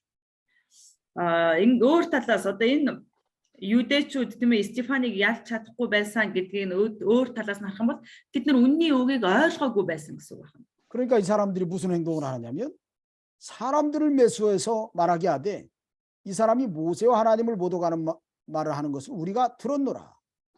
이렇게 모함을 한 겁니다. За тэгээд энэ хүмүүс одоо Стефаныг үнэхээр маргалдаад дийлж чадаагүй учраас худлаа бүтгэхийн тулд тийм ээ одоо энэ 11-р эшлэл дээрээс тийм ээ одоо худлаа их бүтгэх тэр хүмүүсийг явуулж байгаа. Тэр Мосе болон Бурхны эсрэг хараалын үгс ярьж байсныг бид сонссон гэж нууцаар ятрах хүмүүсийг явуулжээ гэсэн. 스데반 집사님 말하는 바른 진리의 말씀을 듣고 자기를 돌아보고 이제 나도 이 진리의 말씀대로 살아야 되겠다. 이게 돌아서면 그게 바른 모습이에요. Стефаны дамжуулж байгаа тийм ээ Бурхны үгийг сонсоод тэд нэр үнэхээр өөрийгөө эргэж хараад би эндээсээ эргээд одоо би ингэж бодлох хэрэгтэй гэдгийг ойлгоод иргсэн бол энэ маань зөв байдал байсан, зөв дүр төрх байх байсан. 그런데 오히려 그런 바른 모습을 버리고 오히려 스데반 집사에게 졌다는 그 열등의식 때문에 위증하는 사람들을 세워서 스데반 집사에게 거짓말로 이런 큰 죄를 졌다라고 사람들에게 어찌 보면 스데반 집사를 공격합니다. 여기. Ингээд тэд нар тийм ээ одоо үнэхээр одоо өөрсдөө тийм ээ бурууга хүлээн зөвшөөрсөн бол болох байтал харин ч эсэргээр тэд нар Стефантай маргалдаад одоо ялагдсан учраас нөө ялагдсныхаа хор шаранд гэхүү тийм ээ тэр өөр одоо хүмүүсийг ашиглаад хүмүүст одоо худлаа яриулж тэр Стефаныг бүтгэж энэ Стефаныг ингэж ярихыг бид нар сонссон гэж одоо худлаа яриулж байгаа. 모세와 하나님을 못 오가는 말을 우리가 들었다. Мосе бодоод Бурхныг доромжилж байхыг тийм ээ одоо харааж байхыг бид нар сонссон, хараалын үгс ярьж байхыг сонссон гэдэг гэж одоо хүмүүсээр хэлүүлсэн байна. 자, 유대인들에게 모세와 하나님은 가장 절대적인 분들입니다. Юудэчүүдийн хувьд бол тийм ээ одоо Мосе болоод Бурхан бол одоо хамгийн агуу одоо хүмүүс байгаа хамгийн хүндтэй агуу нэгэн байгаа. 오늘날에도 이슬람 토라라고 하는 그 경전 있잖아요. 그거 발로만 바꿔와도 돌에 맞아 죽습니다. 토라? 토라. 자, 이슬람의 경전이죠, 경전. 아하. 자, 이슬람의 경전을 이슬람의 성경책과 같아요. 그것을 혹시라도 사람들이 거기다 침을 뱉거나 발로 밟거나 찢었다가 그러면 그 사람 돌에 맞아 죽어요. нөгөө исламын одоо нэг Коран байна судар тийм ээ одоо тэр судар Коран судрыг хэрвээ одоо юу гэдэг доромжилж дээгүүр нь алхаж шүлсээ одоо ингэж хайж маях юм бол за тэгснээсээ болоод чулуугаар одоо шидүүлж өгөх болно. 그것처럼 이스라엘 백성들에게 모세와 하나님을 못 오겠다는 것은 그건 신성모독죄로 맞아 죽는 거예요. 그건 돌에 맞아 죽습니다. Тэгвэл Стефаныг ингэж хэлж байгаа юм тийм ээ одоо тэр Мосе болон Бурхны эсрэг хараалын үгс ярьж байсан гэж ингэж гүтгэж байгаа нь бол тэр Стефаныг чулуу шидүүлж өгөх тэр ялыг оноохын тулд ингэж хэлж ярьж байгаа. 그런 모함, 그런 누명을 여기 자신들이 스데반의 말에 이기지 못한다라고 해가지고 이렇게 스데반에게 뒤집어 씌운 거예요. Эднэр ингэж өөрөө Стефантай одоо маргаалтаа тийм ээ мэтгэлцээд ялаагүй учраас ийм аргаарч болох нь түүнийг ялахыг дарж авахыг тэр хүддэр хүссэн байна. 어떻게 보면 모세를 못 오겠다고 한 것은 유대인들은 율법을 의지해서 살죠. 모세의 율법을. Мосег доромжилсан гэдэг маань тэд нэр одоо юу гэсэн үг гэх юм бол тэд юудэчүүд өөрсдөө Мосегийн одоо хуулийг дагдаг, Мосегийн бичиж тэмдэглэсэн хуулийг дагдаг ард түмэн тийм ээ. 로마서에 보면 율법의 바른 정신이 무엇인가를 사도 바울은 이야기합니다. Ромнам дээр харах юм бол хуулийн одоо яг зөв ухагтгүй юу юм бэ гэдгийг Илч Паул хэлж тайлбарлаж байдаг. 아마도 스데반 집사님이 율법의 바른 정신을 깨우쳐 주니까 그것을 깨닫지를 못하고 스데반 집사가 모세를 못 오겠다라고 이렇게 뒤집어 씌운 거예요.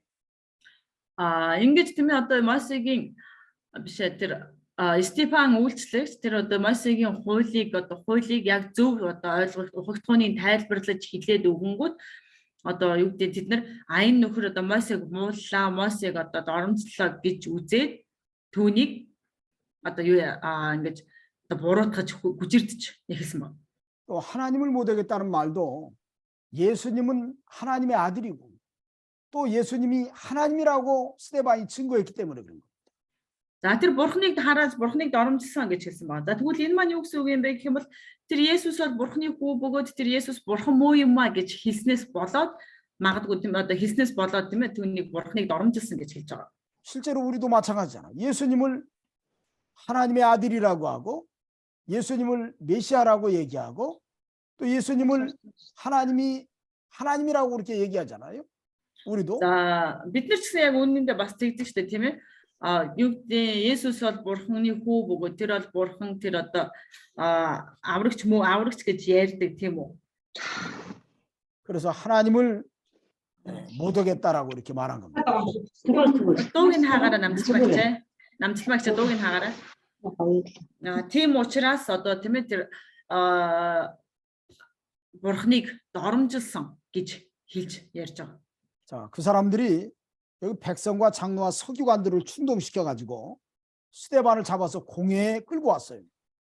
За тэгээд 12 дугаар ишлэлээр санах юм бол тэд олон түмэн болоод ахлагчд болон тэр хуулийн багш нарыг хутхан өөмүүлж түүнд халдан түүнийг хүчээр тэр зөвлөлийн өмнө авчиргасан. 공회는 사내들인 공회 72명이 모인 사내들인 공회 어찌 보면 유대인 정치 종교의 최고 사법기관이라고 할 수 있습니다. 거기에 스데반 끌고 간 거예요. 72명에. 네. 사내들인 За тэгвэл энэ зөвлөл гэдэг маань юу юм бэ гэх юм бол 72 хүнээс бүрдсэн одоо нэг ёсны хууль болоод шашин болоод одоо нэг ёсны хуулийн зөвлөлийг хэлж байгаа. Одоо манайхаар бол нэг бараг шүүх хурал маягаар юм болчлаа л да. 그럼 거기에서 이제 스데반에 대해서 거짓 증거를 하는데 13절에 보니까 이 사람이 이 거룩한 곳과 율법을 거슬러 말하기를 맞이하는도다. 먼저 이렇게 얘기합니다. За тэгээд 13 дугаар эшлэл дээрээс ерөөсөө хуурамч гэрч нар тийм ээ одоо Стефаны эсрэг гэрч одоо болж өгч байгаад энэ дээр юу гэж нэг бол энэ хүн энэ ариун газар бас хуулийн эсрэг юмыг зогсолтгүйгээр ярьж явдаг гэж хэлсэн байна. 자, 이 사람이 이 거룩한 곳, 이 성전을 성경과 율법을 거슬러 말하기를 맞이하냐는도다. 그러니까 이 스데반이 성전에 대해서 분명히 이야기를 했고 또 모세 율법에 대해서 바르게 이야기했다는 것을 우리가 읽어볼 수 있어요. За энэ байдлаас харах юм бол энэ дээр юу гэж нэг юм бол за энэ Стефан гэдэг хүн ариун газар буюу одоо сүмийн талаар тийм ээ. За бас хуулийн эсрэг юм одоо зогсолтгүйгээр ярьж явдгаа гэж хэлж байгааг харах юм бол Стефан магадгүй тэр сүмийн талаар ярьсан бөгөөд бас хуулийн талаар бас тэр тунхаглаж ярьж байсан байна гэдгийг бид нэр эндээс харж байна. 그래서 여기 14절에 이런 말씀이 나와요. 그의 말에 이 나사렛 예수가 이곳을 헐고라는 단어를 썼어요. За 14-р эшлэл дээр харах юм бол Назарын Есүс энэ газрыг устгах нь гэж тийм ээ ингэж хэлсэн бахан тэр одоо буруу одоо тэр хуурамч гэрч нар нь тийм ээ. 아주 중요한 말입니다. Энэ бол маш их чухал үг байна шүү. 예수님이 성전을 향해서 요한복음 2장 19절에 보면 이 성전을 헐라 내가 사흘 동안에 이렇게 세우겠다라고 말씀했습니다. 분명히.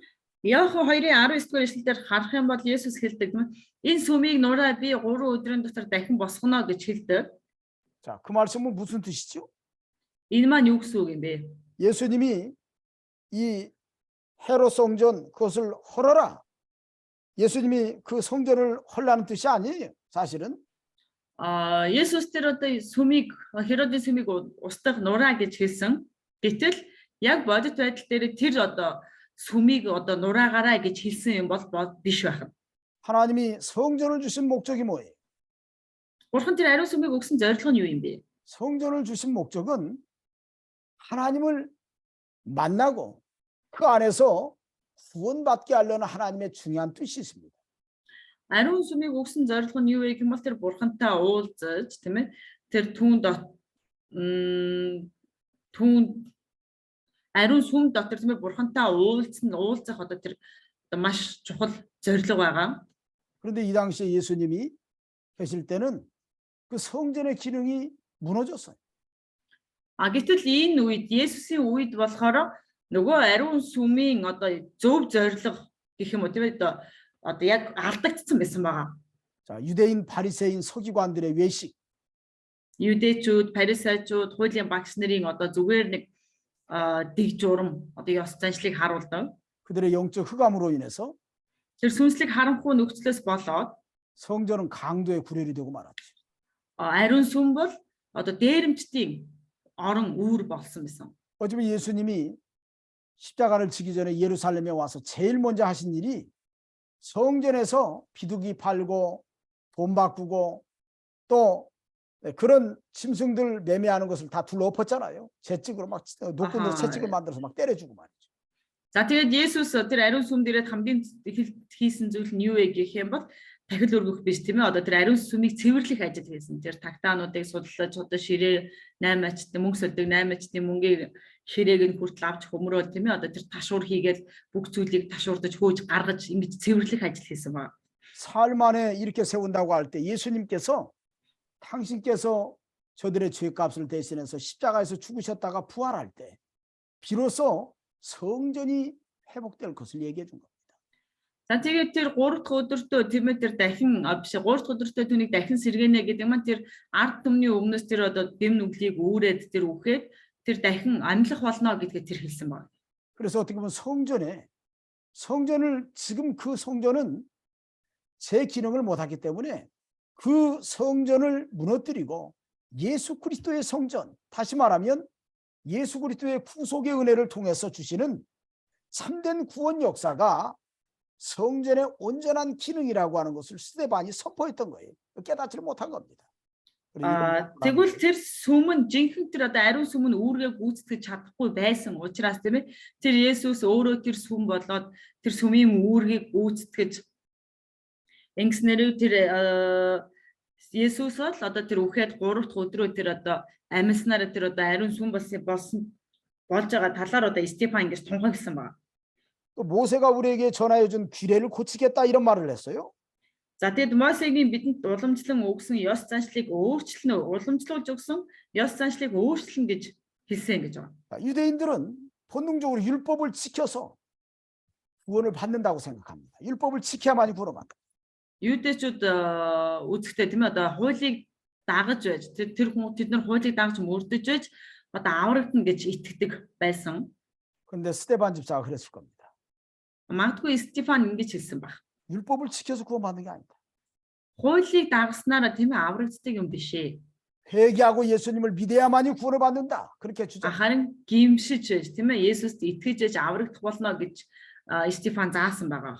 어떻게 스데반 집사는 모세 율법 속에 있는 그 기능과 참된 하나님의 뜻을 밝히 증거한 거예요.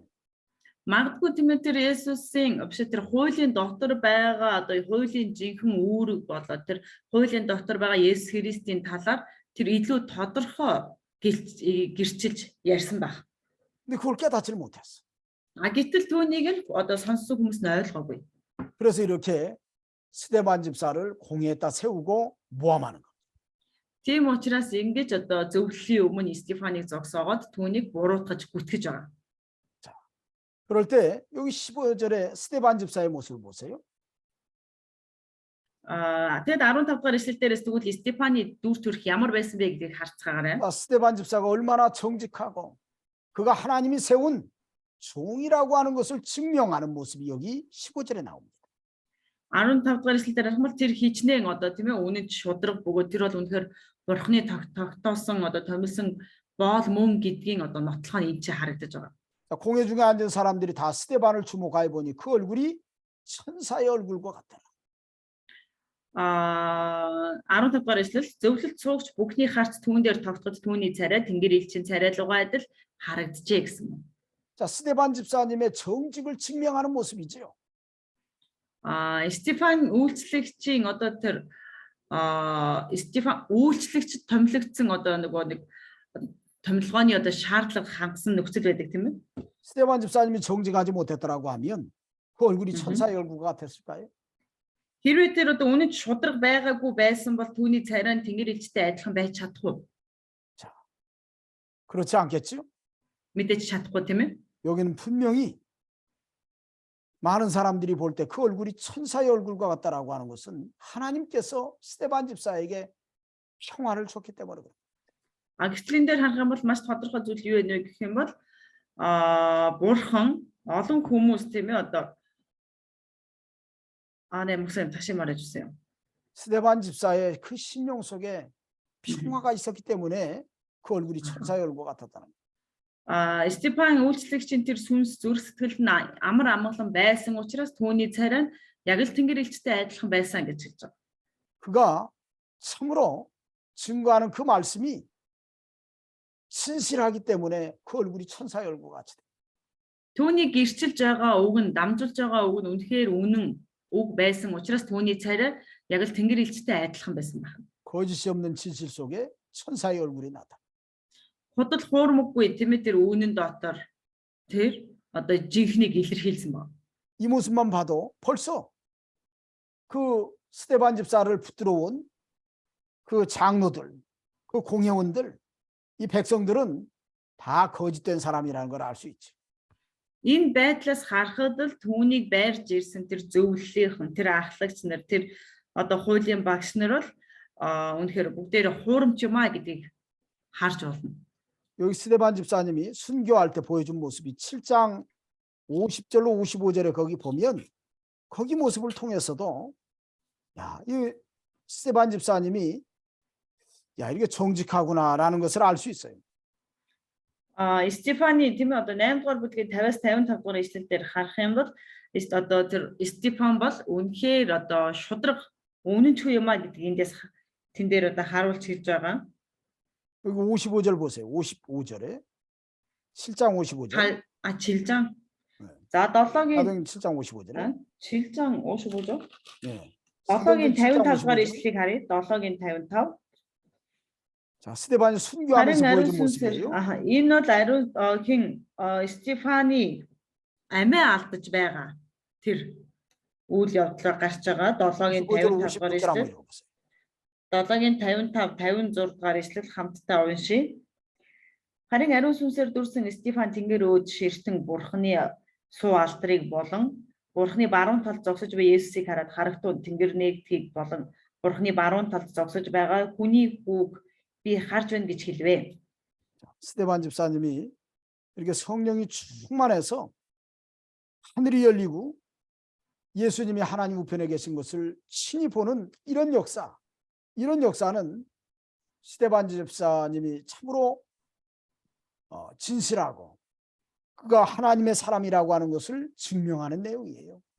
Энэ Стефаны үхэж байгаа байдлыг амиа алдаж байгаа гэх юм уу? Амиа одоо алдаж байгаа байдлыг харах юм бол тэр бурхны баруун талд зогсож байгаа Есүсийг харж байна гэдэг нь тэр үнэхээр чин сэтгэлээс тийм ээ үнэнч тэр бурханд итгэдэг нэгэн байсан юм а гэдгийг бид нар харж болно. 자, 이런 스데반 집사의 얼굴을 7장 1절에 보면 대제사장이 이르되 이것이 사실이냐 이런 말을 하는 내용이 나와요. За тэгвэл 7 дугаар бүлгийн 1-р ишлэл дээр харах юм бол ийм одоо тэр тэнгэр элчийн царай гаргаж байгаа тэр Стефаныг харсан тэргүүн тахилч энэ үнэн үү гэж асуусан байна. 여기 대제사장이라는 것이 돌팔이에요. Тэгвэл энэ тэргүүн тахилч гэдэг нөхөр өөрөө бол бүтэхгүй нөхөр аа. 그 위증하는 사람들의 말을 듣고 이것이 사실이냐 물어보는 거예요. Тэр буруу гүтгэж байгаа тийм ээ тэр Стефаныг гүтгэж байгаа хүмүүсийн үгийг сонсонготой эн чинь үнэн юм уу нэрээ юм уу гэж асуудж байгаа. 대제사장이 재판관으로 있습니다. За энэ дээр харах юм бол тэргүүн тахилч маань өөрөө шүүгчийн одоо байр суурь цуцсан байна тийм ээ. 대제사장이 하나님의 사람으로서 그가 깨어 있었다라고 하면 금방 알겠지요. Хэрвээ тэр тэргүүн тахилч үнэхээр бурхны хүнийхээ хувьд тэр сэргийг байсан бол тэр үүнийг маш хурдан маш сайн ойлгох 누가 байсан. 거짓말하는지, Хин худлаа яриад байна вэ? 누가 진실한지. Хин үнийг ярьж байна вэ? 근데 이 대제사장이 바보예요. Гэтэл тэргүүн тахилч бол одоо өөрөө одоо мунхаг нэг. 오히려 스데반을 신문하기 위해서 이것이 사실이냐고 스데반을 신문하는 내용을 보면 참 안타까워요. Харин эсэргээр одоо Стефаныг үйлчлэгч Стефаныг одоо буруутгахын тулд эн чинь үний юм уу гэж дахин асууж байгааг харах юм бол тэр үнэхээр мунхан нэг юм байна. 자, 이제 스데반이 그 대제사장 앞에서 거기 모인 공회 앞에서 스데반이 말씀을 전하는 내용이 나옵니다. За тэгээд 2 дугаар эшлэл дээрээс нь Стефан тэр зөвлөлийн өмнө тэнцээ цугласан хүмүүсийн өмнө үгээ хэлж байгаа нь харагдана гарч байгаа. 그래서 7장에서 첫 번째 대지는 1절로 53절에는 스데반이 그 대제사장과 그 사람들 앞에서 과거의 그 믿음의 조상들을 들어서 강도하는 말씀을 전하는 내용이 나와요. 7장 1절에서 53절까지. 1절에서 53절까지. За 7-гийн 1-ээс 53 дугаар ишлэл дээр Стефан тэр одоо өөрийг нь буруутгаж байгаа зөвлөл болоод тэр ард түмний өмнө дээрийн өвөг дээдсээ одоо иш татан одоо тэр үгийг хэлж одоо байгаа. 자, 네 사람의 믿음의 삶의 자취를 가지고 증거를 하는데요. Дөрвөн одоо хүний амьдралыг одоо иш татан одоо тэр өөрө гэрчилж байгаа. 1절로 7절은 아브라함에 대해서 얘기합니다. За тэгээд 1-ээс 7 дугаар ишлэл Авраамийн талаар. 8절로 17절은 요셉에 대해서 이야기해요. За тэгээд 8-аас 17-절 одоо 1-ээс 10 биш 8-аас 17 нь болохоор Йосефийн талаар. 그다음에 18절로 46절은 모세에 대해서 이야기합니다. 18-аас 46절. 네, 모세. Энэ нь болохоор Мосегийн талаар. 18-аас 46 Мосегийн талаар. 47절로 50절에는 솔로몬에 대해서 얘기해요. 47-аас 50 дугаар ишлэл Соломоны талаар. 그리고 51절로 53절에는 그 공회에 있는 그 모든 사람들을 책망하는 내용이 나옵니다. 스데반의 책망. Тэгээд 50-аас 53 дугаар ишлэл нь болохоор зөвлөлт байгаа хүмүүсийг зэмлэж байгаа зэмлэл гарна. 그다음에 54절로 60절은 스데반의 순교. За тэгээд 54-өөс 60 болохоор тэр Стефани өхөл 자, 이런 대지. ийм одоо сэтгэвтэй байх нэ. 자, 오늘 뭐 시간이 뭐 거의 다 돼가는 것 같은데, 자, 이 대제사장이 이것이 사실이냐고 묻는 이 모습은 오늘날도 참 우리가 참 느끼게 하는 것들이 많습니다. За 7-гийн 1-р эшлэлээр тэргүүн тахилч гэж гарч байна. Тийм ээ. Энэ тэргүүн тахилч маань одоо юу гэдэг өнөө үед ч гэсэн одоо тэр тэргүүн тахилчийн үнэн үү энэ үнэхээр нэрээ юм уу жинх юм уу гэж байгаа нь хүртэл өнөө үед ч гэсэн ингэж бас гарч байж байдаг байна. 흑암을 만나면 이렇게 돼요. 흑암을 만나. Үнэхээр сүнслэг харанхуй учрах юм бол ийм одоо болдог байна. 자, 깨어 있지 못하면 이렇게 분별을 못하고 이것이 누가 진실하고 누가 거짓된 것인지를 분별해야 될 위치가 대제사장의 위치인데 이 사람은 전혀 그렇지 못했다고 하는 것을 알 수 있어요. Хэрвээ үнэхээр сэргэг байсан бол тийм ээ тэр хин худлаа ярьж ин хин үний ярьж ин гэдгийг тэр ялгах чадвартай байх ёстой байтал эндээс харах юм бол тэр өөрөө тэр сэргэг биш байна гэдгийг бид нэрэс харж болно. 그도 그럴 것이 이 시대의 대제사장들은 예수님을 십자가에 못 박는데 앞장섰던 사람들이기 때문에.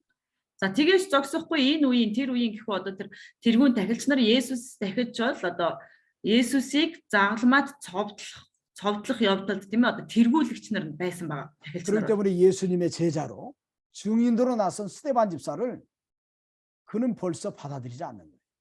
Тийм учраас одоо Есүсийн гэрч болон одоо зогсож байгаа Стефаныг тэр бол хүлээн авахгүй байсан байна. 마지막도 마찬가지입니다. 우리가 사는 시대도 Өсөлт ч гэсэн адилхан. Бидний одоо өнөөгийн амьдарч байгаа үе цаг үе ч гэсэн адилхан. 사람들은 진실을 들으려고 하는 게 아니에요. Хүн үннийг сонсохыг хичээдэггүй. 진실을 들으려 하지 않고 오히려 자기의 욕심, 자기의 주장만을 가지고서 판단하는 경우가 많습니다. Үннийг сонсохгүй харин ч эсэргээрээ өөрийн шунал болоод өөрийн ухаанаараа өөрийн бодол санаагаараа шүүх тохиолдол илүү их байдаг. 저와 여러분은 그래서는 안 됩니다. Би болоод тийм ээ бид бүхэн ингэж бас болохгүй юм шүү. 어떻게든지 간에 우리는 다른 것을 바르게 판단하고 또 인정하는 그런 모습이 우리 그리스도인의 모습이 돼요.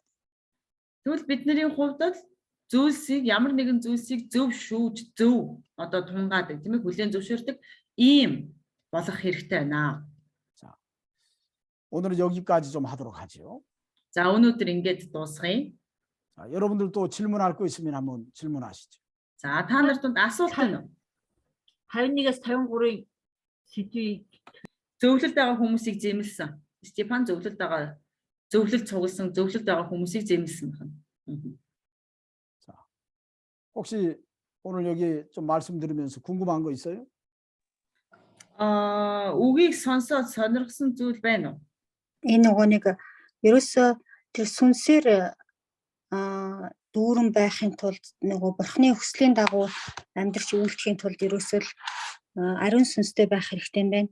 Мэрэгүү ухаантай байх хэрэгтэй. Сүнсийг ялгах чадвартай. Мэрэгүү ухаантай байна гэдэг нь нөгөө мэрэгүү ухаантай байх юм бол сүнсийг ялгах чадвартай. Тэгээ ариун сүнстэй байх хэрэгтэй юм байна шүү дээ, тий? За юу яа.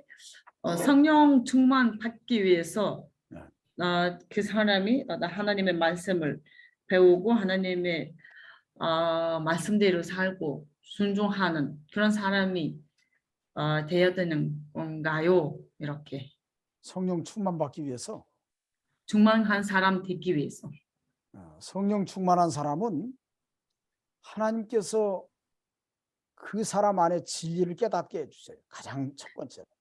За хамгийн ихэнд тийм ээ одоо ариун сүнсээр дүүрэн байдаг хүн бол бурхан тэр хүний дотор хамгийн түрүүнд бурханы үгийг, үнэнний үгийг ойлгуулж өгдөг байна. 또 그 사람은 때로는 고난이 오고 때로는 자기에게 불이익이 와도 말씀을 순종해서 살아갑니다. За дараа нь болохоор тийм ээ тэр хүн ямар нэгэн зовлон учирсан ч өөрт нь ямар ч ашиг ашиггүй байсан ч гэсэн тэр энэ хүн бурхны үгийг сонгох тийм ээ одоо сонгох нь одоо түүний хувьд одоо сонгодог байх нь энэ хүн. 그래서 여기 골로새 교회인가요? 이렇게 보면 그 믿음의 역사, 사랑의 수고, 소망의 인내, 그런 말씀들이 여기 있어요. Колосой чуулган дээр чинь 아니, айл нэг 골로새 захидал 교회가 дээр 아니에요. 골로새 교회가 Колосой 아니고 чуулган биш шүү. 믿음의 역사, 사랑의 수고, 이때는 소망의 아- 교회가 있습니다. Итгэлийн ажил, хайрын хичээл зүтгэл муугай сумаа 믿음의 역사, итгэлийн ажил 사랑의 수고, 소망의 인내가 있어요. хайрын хичээл зүтгэл найдварын төвчээр гэдэг үгсүүд байгаа. Найдварын 이건- төвчээр гэдэг зүйл байгаа. 성령의 이걸 역사가 나타난 모습이라고 할 수 있어요. Энэ бол ариун сүнсний ажил одоо ажиллаар одоо ариун сүнсээр дүүрэн байгаагийн одоо илэрхийлэл ингэж харагддаг байна. Нэгдүгээр Петр гэдэг ч юм. 그래서 우리가 일반적으로 성령 충만하다고 하는 것은 두 가지 면으로 봐야 돼요. Тийм учраас бид нэр ариун сүнсээр дүүрэн байна гэдгийг хоёр зүйлээр харах хэрэгтэй. Хоёрдугаар Петр нэгдүгээр бүлэг дээр 3 Хоёрдугаар Петр 1-р бүлгийн 3 4 5 5 тийм 6 7 Петро хүйсөө 1장 네. 6 хүртэл 1절에서 6절까지. 그래요. 자, За. 성령 충만한 자, 것은 말입니다. 두 가지 모습으로 볼 수 있어요. За тэгвэл ариун сүнсээр дүүрэн байна гэдгийг бид нэр хоёр төрлөөр одоо харж болно. Хоёр зүйлээр 우리가 첫째적으로는 бид нэр бүхэлд нь харах юм бол 우리가 진리 안에서 확신을 가지고 살아갈 때 성령 충만하다고 할 수 있습니다. бид нэр үнний үгэн дотор байж тийм ээ тэр бат итгэлтэйгээр явах юм бол энэ маань ариун сүнсээр дүүрэн гэж бид нэр бүхэлд нь харж үзэж болно. 구원의 확신이 있어야 돼요. Мэдээж авралын баталгаа тэр дотор байх хэрэгтэй. 진리에 대한 확신이 있어야 돼요. Тэр үнний үгийн талаарх тэр бат итгэл байх хэрэгтэй. 자, 그다음에 두 번째로 성령 충만이라고 하는 것은 Хоёрдугаарх тэр ариун сүнсээр дүүрэн гэж хэлж байгаа нь 순종할 때 주시는 하나님의 은혜의 역사가 있어야 돼요. дуулууртай байхад өгөгддөг бурхны тэр нэгүсэл тэр дотор байдаг байна. 성령 충만한 사람에게는 그 속에 평강이 찾아옵니다. Ариун сүнсээр дүүрэн хүний дотор бурхны амар амгалан тийм ээ одоо дүүрэн байдаг. 평화가 찾아와요. Амар тайван дүүрэн байдаг. 천국의 은혜가 찾아옵니다. Тэнгэрийн хаанчлалын нэгүсэл түүний дотор дүүрэн байдаг байна. 자유함이 찾아옵니다. Бас эрх чөлөө гэдэг зүйл тэдний дотор дүүрэн байдаг. 그것이 성령 충만한 역사예요. Энэ бол ариун сүнсээр дүүрэн байгаагийн одоо илрэл байна. 그걸 인격적으로 우리가 느껴야 돼요. Үүнийг бид нар одоо хүн чанар хүнийхээ хувьд тийм ээ мэдрэх хэрэгтэй. 성령 충만하게 되면요. Ариун сүнсээр дүүрэх юм бол хамгийн түрүүнд 육체의 부패성이 보입니다. хамгийн түрүүнд бидний махан биеийн тэр нөгөө гимт чанарууд маань одоо бузар чанарууд маань харагдаж эхэлдэг бидний. 또 세상 일들이 보여요. За дэлхийн зүйлсүүд хүртэл одоо харагддаг. 그전에는 내가 그 안에 살면서도 안 보였던 것이 그게 하나님을 거역하고 불순종하는 것처럼 보입니다. Түүнээс өмнө бол бидний тийм ээ одоо биднэрт харагдахгүй байсан энэ зүйлс маань биднэрт харагдаж үзэгдэж эхэлдэг байна. 그리고 참된 성령의 세계는 온전히 하나님의 마음과 하나님의 나라를 가지고서 살아가는 모습이라는 걸 깨닫게 됩니다. Тэгвэл тэр одоо ариун сүнсээр дүүрэн байх юм бол ариун сүнсээр дүүрэн байна гэдэг маань юу гэсэн үг вэ гэдэг маань үнэхээр бурхнаар дүүс бурхны үгээр болоод бидний бурхны зүрх сэтгэлийг хүртэл бид нар өөрсдөө байлгах ёстой юм байна гэдгийг бид нар ойлгодог байна. 그리고 갈라디아 5장에 있는 것처럼 육체의 소욕을 자꾸 버리려고 애를 써요. 부패성과 싸워서 이기려고 힘을 씁니다. Тийм учраас одоо Галат дээр байгаатай адилхан тийм ээ махан биеийн бузар чанарыг хаяхын тулд үргэлж хичээх хэрэгтэй байна. Гимт чанарыг хаяхын тулд. 여러분 성령 충만의 세계는 세상에서 줄 수 없는 자유함의 세계가 거기에 있기 때문에. Яагаад гэх юм бол тэр ариун сүнсээр дүүрэн байх тэр ертөнцид ариун сүнсний тэр эрх чөлөө гэдэг зүйл байдаг байна. 그 세계는 죽음의 공포도 이길 수 있는 능력이 있습니다. Тэр ариун сүнсний ертөнцид үхлийн айцыг хүртэл ялж чадах хүчтэй байна. 모든 어려움도 감사할 수 있는 능력이 거기서 나와요. Бүхий л хүнд хэцүү нөхцөлийг ялж чадах хүч тэр дотор өгөгддөг байна. 나는 지금도 생각해 본다고 하면 Тэр би одоо 예전에 ч нэг ярих юм бол 폐광촌에서 목회할 때 그 산에 가서 기도하면서 그런 큰 역사들을 많이 경험했는데 그때가 내 인생에서 황금기였어요. за эргээд би өөрийн амьдралаа эргээд харах юм бол тэр уурхаачдын тусганд чуулганд хараад ажиллаж байхдаа ууланд очоод залбирч байсан тэр үеуд маань яг л миний хамгийн алтан үе байсан байгаа. 알치고 그래서 그랬어요. 우리가 성령의 사람은 우리가 하나님의 말씀을 바로 깨닫고 그 말씀을 순종하는 면도 있지만 그러나 실제로 하나님이 주시는 은혜의 세계를 경험하는 사람이라고도 알 수 있어요. За нэг ёсны тийм ээ энэ ариун сүнсээр дүүрэн байна гэдэг маань мэдээж одоо бурхны үгийг ойлгож бурхны үгээр дүүрэн тийм ээ бурхнаар одоо хөтлөгдсөн хүн байхаас гадна тэр бурхны нэгүслийг мэдэрсэн тийм ээ бурхны тэр ивэлийн тэр нэгүслийн ертөнцийг мэдэрсэн хүн байх нэ. 그런데 조심해야 될 게 있습니다. мэдээж болгоомжлох зүйл бас энэ дотор байгаа. 지식적으로 되는 게 아니에요. Энэ бол мэдлэгээр болдог юм бол биш ээ. мэдлэгээр 내 ирдэг. 노력으로 되는 게 아닙니다.